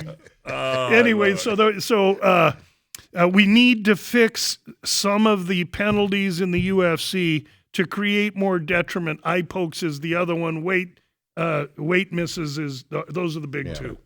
I'm good. Absolutely. So that will take us into the first fights here on the prelims. Main card is 6 p.m. from the Toyota Center in Houston coming up this weekend. Prelims start at 3:15 is the first fight, but it goes live on Paramount Plus at 3 o'clock as well. We start with the women's fight here, flyweight. Lou, is this one of those take your go Yes. get your lunch, show up late This type of is a situation? This is like who? The best thing about this Paramount thing is that they all start at 3. Then the other prelims are at 5, and then the main card starts at 6, or I should say 3, 4, 6. Yeah. So that's uniform. We don't have to guess. And Okay. are they in Australia? And do I got to Yeah, what watch at time 3 in the frame? morning? So Yes. that works itself out. These fight cards now are beginning to be populated at the bottom, these early prelims and prelims, with fighters that I don't believe belong in the UFC. And for that reason, I track everything about them, but I don't spend much time thinking about handicapping them if I don't know a lot about one or the other. And that's the case with a lot of these. Is that happening because they want to pack more named guys in the upper levels for the Paramount Plus, the later versions of it, or is that just what they're No, trying if to they weed got out some guys 700 out? athletes, Yeah. they got to try and find fights for. Meanwhile, you got good athletes. There's a handful of kids out at the MMA lab waiting for fights, haven't fought in 2 or 3 months, and they're ranked fighters. So to me, the solution is to take the bottom 200 of the UFC roster, just cut it, because they don't belong. And these 2 girls, Julie Miller and Carly Judice, they're Exhibit A, and they should be cut. I'm not trying to be mean or condescending, but one's an 800 favorite over the other. Pass. Yeah, it's a big number, 800 favorite. Well, that's why I leave the prelims to you. I mean, there's Right. no, the next one there, right? Jordan Levitt and Diwali. That one I want to talk about because that's going to be favorite. you got one guy, Devalle, is a favorite. Now he fights in Houston now, but he's a Cuban and he's primarily a grappler. Jordan Levitt, the Monkey King, he's probably the oddest, quirkiest, most unique dude you'll ever see. If you saw him, he looks like a painter, not a UFC fighter, and he's quirky and odd, awkward, personality-wise. But he's a deft submission artist, and so you've got 2 grapplers in this fight, and so that's when everybody's going to go make their sandwiches because in this Paramount age, they're paying for violence and blood and knockouts and guys quivering on the canvas. What you're going to have here between these two guys is a somersault match because they're going to be grappling and pressing each other against the fence. One guy's going for a leg, the other guy's going to go for an arm. And so most fans, especially in this new era of Paramount that want to see punching and knockouts, are going to be totally disappointed with this fight. However, a guy like me, I can't wait to watch this fight because these guys are both really, really talented grapplers. And Shirley Devalle in his second UFC fight, and his first UFC fight was against a guy named Dolgarian, who is now out of the UFC because they feel he fixed that fight. And the FBI is looking at him now. And so Devalle opened 600. Now he's minus 400. Minus 440. Yeah, now he's minus 440 because people are thinking, well, maybe, he got lucky in that first fight because the other kid threw it and he can't fight. Oh, no. No. This is going to be a really good fight. And if you want to see grappling and submission game, both guys are submission artists. That's going to be a great fight. Interesting enough, for a grappling fight, over-under is only set at 1.5 right now, minus 145 to the over. So that's going to be, obviously they're looking at a submittal. Somebody going to submit somebody. And the other component to this is that Levitt has primarily been a lightweight fighter, 155. This fight's going to be at 145. So if Levitt shows up 5 minutes into weigh-ins and weighs in great and everything, I'd be pretty interested in him. Okay. If he waits until the last 10 minutes and is weak-kneed Willie on the scale and he's having a hard time making the weight, then maybe I step back. But I will say this: I'm high on this Del Valle guy based on his first fight. I don't believe that fight was thrown. I think it's possible Dolgarian could have had an injury of some form. But let me tell you this: 100% of UFC fighters in a fight on a Saturday are hurt in some way, shape, or form. Right. Just like in your sport in the NFL, everybody's hiding some kind of boo-boo or ding or something. Before you go any further, that guy who passed out after the weigh-in, Yes. did the fight go on or did they cancel the fight? No, they had to cancel Okay, that all right. fight. Okay. Even Texas or these dubious state commissions can't let that go on. All right, just curious. Well, that's a not good follow-up look. question. Yeah, not a good look on So that. other fight. So tell us on the prelims because I don't want to go Phil through Rose. it. Yeah. Phil Rose got a guy named Leon Oinye, and it's a short notice fighter. Turn the page. I'm not interested. So the short notice guy is the favorite going into this. Yeah, he is. Minus 198 on DraftKings right now. Yeah, and that's because he's 9 years the younger man. Was Rowe the favorite going into that fight before the substitution? I don't know. Curious. Okay, I was just curious on if they try to find the same type of a thing. No, or if they just try. whoever. They just try and find some warm body can go in and save their fight for him. But Rowe's going to be 4 inches the taller man. He's 9 years older, and he has an 8-inch reach advantage. Rowe is not out of this fight. I would say Rowe could be live. Then there's a welterweight fight, Soriano and a guy named Ramij Brahimaj. Brahimaj fights out of Texas. Soriano is a Hawaiian. Here's what we know about Hawaiians. You can hit them right across the temple with a baseball bat as hard as you can. They won't even blink. They take shots great. They grow up fighting, and they're tough as nails.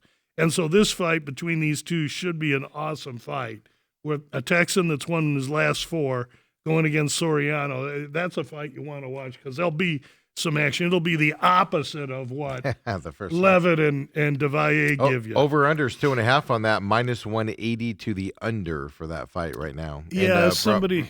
The B guy. Somebody's going to catch the other guy there. It's minus 120. And I don't know that I'm afraid of Soriano here. I kind of like Soriano a little bit. Yeah, interesting on that. The welterweight fight for those guys. Then another women's fight here in the bantamweight. Cornell and Edwards, same type of a situation. Cannoli is from France, and she's not good. Oui. She is not good. Edwards is from Panama, and she's not very good. That's a fight and it's a rematch of a fight that Cornoli won via decision, which is stunning. Edwards is a big favorite, and Edwards should win the fight. Yeah, she's 325. Most likely going to the decision. Nobody's got knockout power in this one. No, Edwards does, but Yeah. who That's knows? why I was Who asking, 'cause knows? I didn't know. Yeah, Women's fights go over. yeah. Correa and Gurrell. His name's Louis. That's all I got to say. Pass. And then Adiris and Osborne. Yep. Those are both 125-pound fights. It's like watching two flies in a barrel fight. You know, they're just moving around, and they're little guys, and we're in a big cage. Yeah. So those fights I won't even I'll watch. I'll make my notes.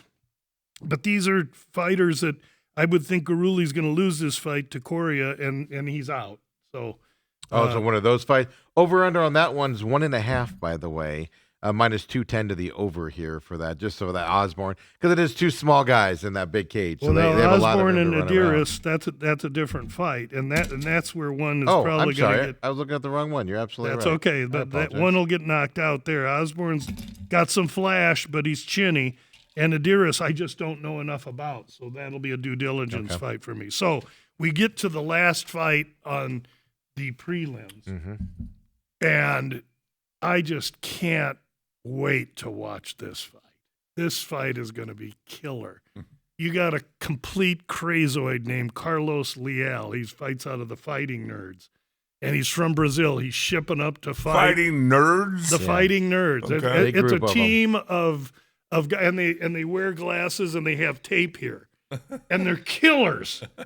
But they look nerdy and everything. And one guy's a barker. All he does is bark. They're complete insane men and women. But it's a great team. They're primarily strikers. Leal in his last fight was a minus 400 favorite, and he couldn't wait to go get to this 42-year-old Russian named Salikov and knock him out. And he ran right in there, and Salikov hit him right in the chin and knocked him cold as a nail. And that was the end of that fight. A minute and a half into the fight, Leal's quivering on the ground. So now he comes back, traveling to Texas. What is he? Who's he fighting? Yeah, another guy like Chidi that. Njokuani. Njokuani obviously is an African name, but he's been fighting out of Fortis MMA in Dallas, Texas for some years. So Chidi is going to stand 4 inches taller, and he's going to have a 6-inch reach advantage over Leal. But Chidi's 37. And the thing with Chidi is, for 6 minutes, he's a top 10 athlete in the division. But if you're there for 6 minutes and you're not going anywhere and you're determined and you're tough and you're durable, then Chidi going to shell up on you after 6 minutes. He's very much a front-running fighter. And so the total in this one, 1.5, under what? Minus 160 for the under. For the under. Minus Somebody 1. going out on this Yeah. fight, okay? And I think it's Leal. I think this is a situation where Chidi's getting a manicured opponent that fits him because Chidi's taller, longer, has that power, and Leal going to come right after him because he has the IQ of a box of hammers. And that's typical for many Brazilians. Excuse me for saying that, but a lot of the Brazilians can stand some IQ enlightenment. So you think Leal's going to be the one that goes down because he's a 130 favorite right now. Yeah, yes, he is, but Leal opened as a 260 favorite. So the money has been just vomiting in on Njokuani, and part of it's mine. So there you have it. I think I think this is gonna be 6 minutes. That's what the total seems to think. Yeah. And if you're in 6 minutes, you're in Chidi's wheelhouse. And I'm telling you, for 6 minutes, the dude's a beast. So I think that's what we're going to see. So I can't wait to watch that fight. Then we get to the main. Yeah, card. absolutely. Let's get right into it. Zach Reese and Michael. That's probably Michelle. Michel Pereira. Yeah, Pereira. Okay, here's From Brazil. another Texan versus Brazilian. So Reese is the Texan. He's going to be 3 inches taller. They're about the same age. He's going to have a 4-inch reach advantage. Fights out of Texas, primarily a striker, and more than anything, he's a guy that I think has done it with smoke and mirrors. I don't believe in him at all. And in Michel Pereira, he is a Brazilian now. He doesn't have to travel from Brazil because he trains now at Extreme Couture in Las Vegas. And he trains with Strickland, another complete madman. We'll talk about him eventually. And so this Pereira is like the Tasmanian devil. He's 170 pounds. He'll be 185 they're 185 pounders. He'll be 202 when he hits the cage. He's shorter, more compact, much more athletic.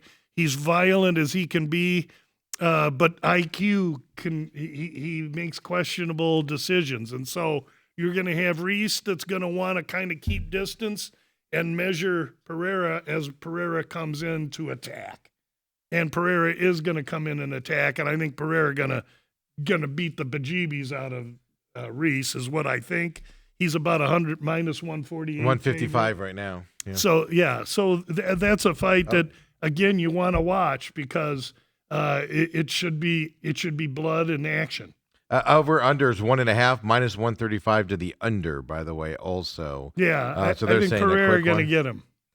For that's the first. So two big battles here, right? End of the prelims, right into the main events. Two fights you don't want to miss that's right. for the action that's going to happen there. Then we got Jacoby Smith and Josiah Harrell here battling it out in the welterweights. Yeah, Josiah Harrell was out of the UFC for some time. He just comes back because Jacoby Smith lost his original partner, who I forget who it was. And it's not a fight that I've handicapped or even looked at very much. So we'll go to the next one. Spivak and Delija. Yeah, now this is heavyweight. So Sergey Spivak is a Moldovan fighter, and his nickname's the Polar Bear. His nickname should be Evolution because the only thing faster than Spivak is Evolution. That's how slow he is. He's primarily a grappler. They call him the Polar Bear, which is appropriate because he lumbers in and he's got to get a hold of you to get advantage. Should he be able to come in and get to Delija and get him to the ground, he's going to have every chance to win this fight. And he's lost his last three. He struggles against athletic guys that can strike. Well, Delija is an athletic guy that can strike. And while Spivak usually tips the scales at 240, Delija comes in about 255 or so. So he's big, he's athletic, and he's coming in off a loss that should have been a DQ that he shouldn't have lost on, and he's got a chip. And so this should be a really interesting fight where we have differing styles, a grappler against a striker. But I just think Delija is got too much athleticism, and I think he's got too much power, and we're going to see the Polar Bear get curled up. Put this back to hibernation. I think so. Something like yes, that. Exactly. Right now, Delija is a 148 favorite. Interesting enough, we're seeing a lot of 1.5 over, roundage here. 1.5 under 1.5 is at minus 140 right now as well for that fight. 7 of our 14 fights are taking place at 170 pounds or more, and that's why we're seeing some 1.5 because you're getting power guys, and these two heavyweights. At least Delija has power, and Spivak, if he gets him on the ground, will take an arm or a leg or a neck and find a way to choke him out. So a Moldovan fighter against a Croatian fighter. Nothing turns me on more than getting two different kinds of people with body types from two different parts of the world to go in there and compete. I just love that. And so that leaves us with the co-main and the main. And these are going to be some big fights, They're right? going to be great fights. Dan Ige and Costa battling it I'll out give here you in the one more time. It is an Ige and it is an Ige. What is it? It's Ige. See, There I we knew it go. was It's something like that. IGEA. Anyway, Dan That's not how it's Ige. spelled, Lou. Dan Ige is a gristled veteran of the UFC that always gets overlooked. He's a little short, compact in stature, and he's fighting this guy from Brazil, Melky, I'll call him because for not being able to pronounce Smart, very Ezequiel smart. Yeah. Costa. I call him Costa. Yes, and Costa is a well-rounded fighter. He's got submission ability and he's got striking, but he gets excited. He doesn't have the experience that Ige has. He hasn't been in with the kind of player Ige's been in with, and the only Ige losses are to guys that are in like the top 5 or 6 of the division, and yet Melky is the one that's favored because he's a little taller, he's a little younger, he's 5 years younger, and he's a lefty. But what Melky can't control is his willingness to get wild. And as soon as he does that, Ige, the more compact, refined power striker, is going to step in and find him. I like Ige in this fight, and he's a dog. He's a big plus 170 right now for him as well. This probably going to go to decision as a featherweight. Well, you see power here? 2.5 shaded over to the minus 230 or so. Minus 288 right now. Though it's moving. Are you looking at DraftKings? DraftKings, yeah. Look at the 3.5 points with Ige. Oh, What's 3.5 that? is minus 180. Yeah, so they don't want you to take Ige with the 3.5 you're points saying, yeah. because they know it's going to decision. It's probably going to be a really close decision at that. So when they don't want you to do something, I've always learned the hard way. They say, "Hey, Louie, don't put your hand on that burner. It's red and it's hot." Well, I had to find out for myself. Yeah. And so I'll find a way to be involved with Ige in this fight. Perfect. From that perspective, then you got the main event here as well. Well, actually, we have Jeff Neal and Medic. Also, I see on this listing here. Oh yeah, I skipped over. That's a great fight. I don't know where they're fighting on there. Yeah, they're on this list. Yeah, it just popped up here. I'm working kind of weird today because my laptop won't charge here for some reason. Actually, so I'm using 2 different screens. Neal and Medic may be the co-main event, but no yeah. matter what event it is, this is another good one you want to watch because these guys are 170 pounders, both strikers, both dangerous, both finishers, both just outside the top 15, really. Neal has been very uneven in his performances, and it just came out before this fight that he's gotten sober. So he's 35 years old. In the last 5 years, the prime of his career, he's been addicted or battling addiction. Yeah. And that's not uncommon for fighters. And so whether it's just alcohol or alcohol plus doesn't really matter to me, but he's sober for this fight. And most of the public saying, oh, my God, he's got power, he's athletic. If he's sober, he's going to be killer. Whoa. In John Jones' prime, what drives John Jones and many fighters is their ability to break rules. If I had ever caught wind that John Jones was not out at 2 a.m. and he wasn't packing his beak, more focused, yeah. and if he was just being a good guy and he quit all the extracurriculars, I would have never bet him ever again. Because sometimes when you take that edge from a guy, you take his spirit. And I don't know if that's the case with Neal, but I know this. I've watched fights for 50 years, and sometimes that first fight back after a guy turns sober doesn't go like we think it's going to go. For that reason, this Uros Medic, who's a Serbian fighter, but he fights out of Alaska, and the first tell is, oh, you fight out of Alaska? Fade him. It's as simple as that. If you fight out of Alaska, take the other guy, you're going to win.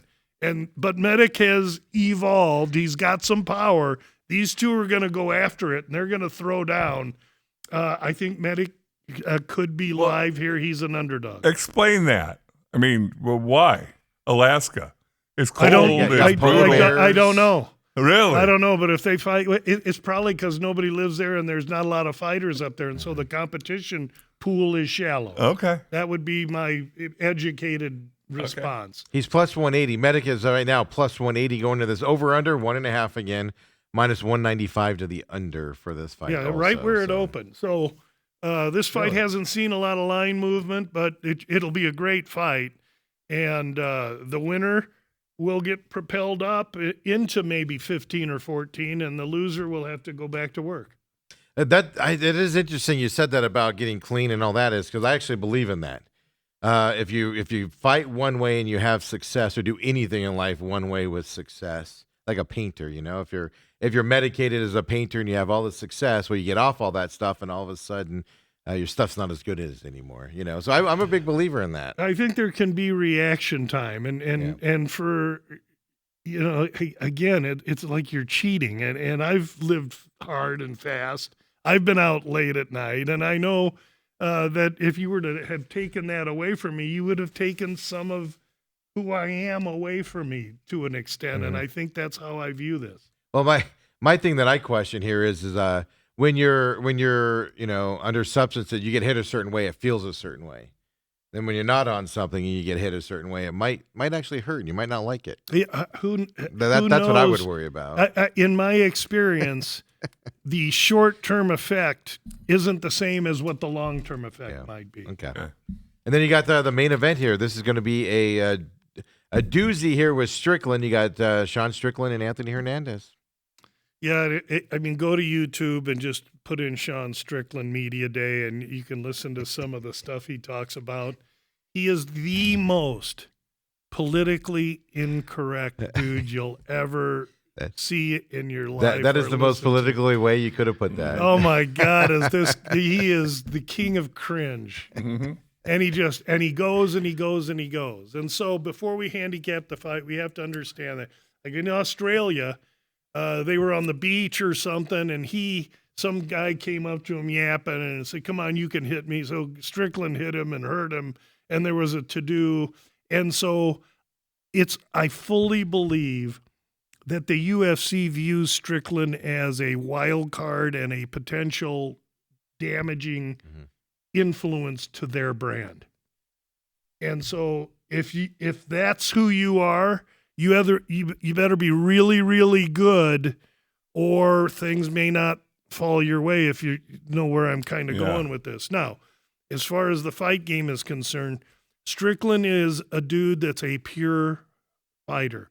He fights 100% at all times in the gym against Michel Pereira, who's in his camp. There's film of those two guys just beating the brakes off each other a couple weeks ago. I mean, Strickland knows no other way. He never gets tired. He's got great striking, and he's got underrated wrestling. His opponent's a guy named Anthony Hernandez. They call him Fluffy, but don't let Fluffy fool you. This dude's a killer, and he's primarily a submission guy, BJJ. So his stand-up is only tailored enough for him to get in close to you, push you against the fence, grab hold, find a way to trip you, take you down, and then he's choking you out. Simple as that. That's how he wins his fights. He does not get tired. So you have a submission guy that's going right after a striking guy, and the striking guy is going right after the submission guy. Neither guy gets tired. What's going to happen in this fight? I'll tell you what's going to happen. If Hernandez can get Strickland down, he's going to own advantage, and it may not go great for Strickland. If Strickland can keep this fight on the feet, Strickland's going to have advantage. If you look at the price on this fight right now, this fight opened Hernandez minus 250. What's he, 280? 278. So he's 280 now, okay? Strickland opened 210. He's 235, 240. 225. The total is 4.5, shaded over. A minus 180 to the over. Yeah, this is going to be a decision fight. And I think that the line is disrespectful to Strickland.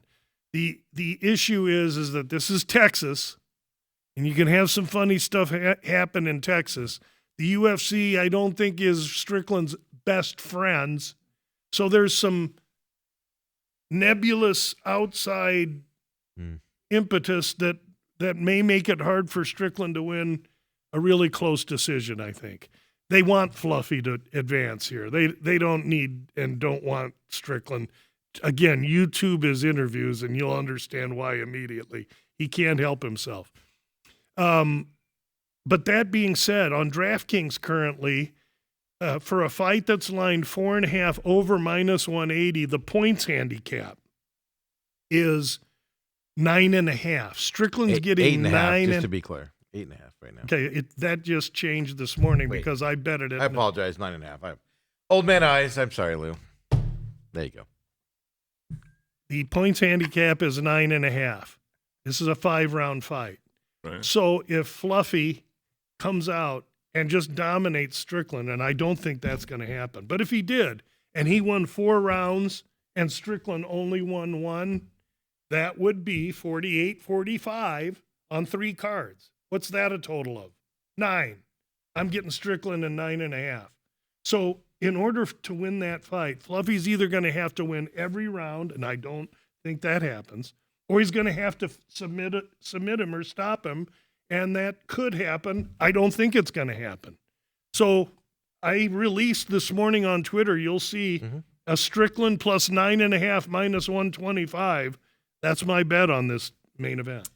Yeah, I think it goes to decision. It's going to be much closer than people think. Yep. Strickland is a madman, and Strickland come out with a photo of him in an ice uniform and Fluffy Hernandez with a sombrero on. And that pissed Fluffy Hernandez Obviously. off. So I'm telling you, we're going to have this is going to be a great fight to watch because these guys are going to want to kill each other. I just like how you phrase it. He's the most politically incorrect guy, and I've never heard anybody phrase it that way. But yeah, he said, that's my question. I just assumed he was just doing that to get on people's side. Oh but I no, guess that's really just him, who he yeah. is. That's just that's who he is. But you're right, though. I mean, a lot of guys that do that talk and then they don't fight well, and Strickland does. So that'll be interesting to see we'll on see. this fight. We'll see how he this does. one. And many people will point to his most recent fight about a year ago where he fought Dricus du Plessis after he lost the title to du Plessis. Strickland had a badly damaged shoulder, and I just found that out a few days ago. James Lynch told me about that. Contrary to what this little punk-ass Vinicius Oliveira did to Bautista last week. Oh, I had a broken arm. He had all these excuses. After flapping all week. I'm flap. Oh, I had this. That is such Bush League. Every fighter that steps into the cage has something. But Strickland never disclosed it. Right. That's the kind of dude this dude is. He's a man, and he's a fighter, and he's authentic. But he's a whack job, and so it should be a great fight. Yeah, I would think that'd be right up the UFC's alley. They'd love that. Yeah, but he's detrimental. I mean, there's another UFC fighter that his name is Khamzat Chimaev, and he is friends with a dictator that's not friendly with the United States, and Strickland's calling him a communist, and I mean, nothing. Telling women shouldn't be fighting in the UFC. The fights are terrible. They should be home having babies and making dinner. I mean, he can insult anyone that you want to talk about. He'll insult them for you. Yeah, Lou did put out. That's why you got to follow him on Twitter earlier. And it's funny, with my old eyes, I still see 8.5 here on your printed Twitter as well. But this morning, 7:42, you put that out there, and somebody responded and said. They just played that on Follow the Money also, your clip on that. I was on the Follow the Money First Strike show earlier this week, and I talked about that approach. So that's why you follow Lou, everybody out there. And like I said, even if you don't gamble it, you have something to talk about to those UFC people at the office or out at dinner with your friends, and they get all knowledgeable. Hit him with that one. You can bring it up to your wife. Hey, honey, you know about Strickland? Here, listen to this guy. he can speak for me better than I can. Oh, Lord. Lots of trouble there. Lou, appreciate it as always. Hey, thank you, guys. We'll see you next week here as well. We'll, of course, recap this. We'll be here. Okay. Next week, last day here at this place, as of now, unless something crazy happens. All righty. Coming up here as well. And then, of course, we'll look forward to another UFC fight. As we got that break in, because after that, they go to Mexico City, and now we're going to be dealing with some unbelievable altitude, higher than Denver. Yes. So that due diligence component, the difference is for me to try and find out who went out there that is away from Mexico City 2 weeks in advance. Right. Because it ain't 4 days or 5 days. Right. No matter what people think. Oh, we fly into Denver 4 days and we're fine. No, it isn't that. My fight guys tell me it's 10 days to acclimate to altitude. Mm-hmm. So we'll find out which of the fighters have the wherewithal or the money or both to get there early to make their camp. Hotels aren't cheap, right, for your whole camp out there. That's right. After the weigh-ins on Friday morning, check out. I'll put the Bout a Business podcast up as well, Gamblu.com, or anywhere you find your podcast. Check that out as well. And Lou, we'll see you next week. Going to be a fun weekend. Thanks for sitting in, Dale. You got it. For everybody else, McCollum on Business coming up today. Pit Stop will be posted today as well, about 2 o'clock. So check those out also here coming up today. And we'll see you tomorrow morning, everybody. The main event, 8 o'clock tomorrow, Friday.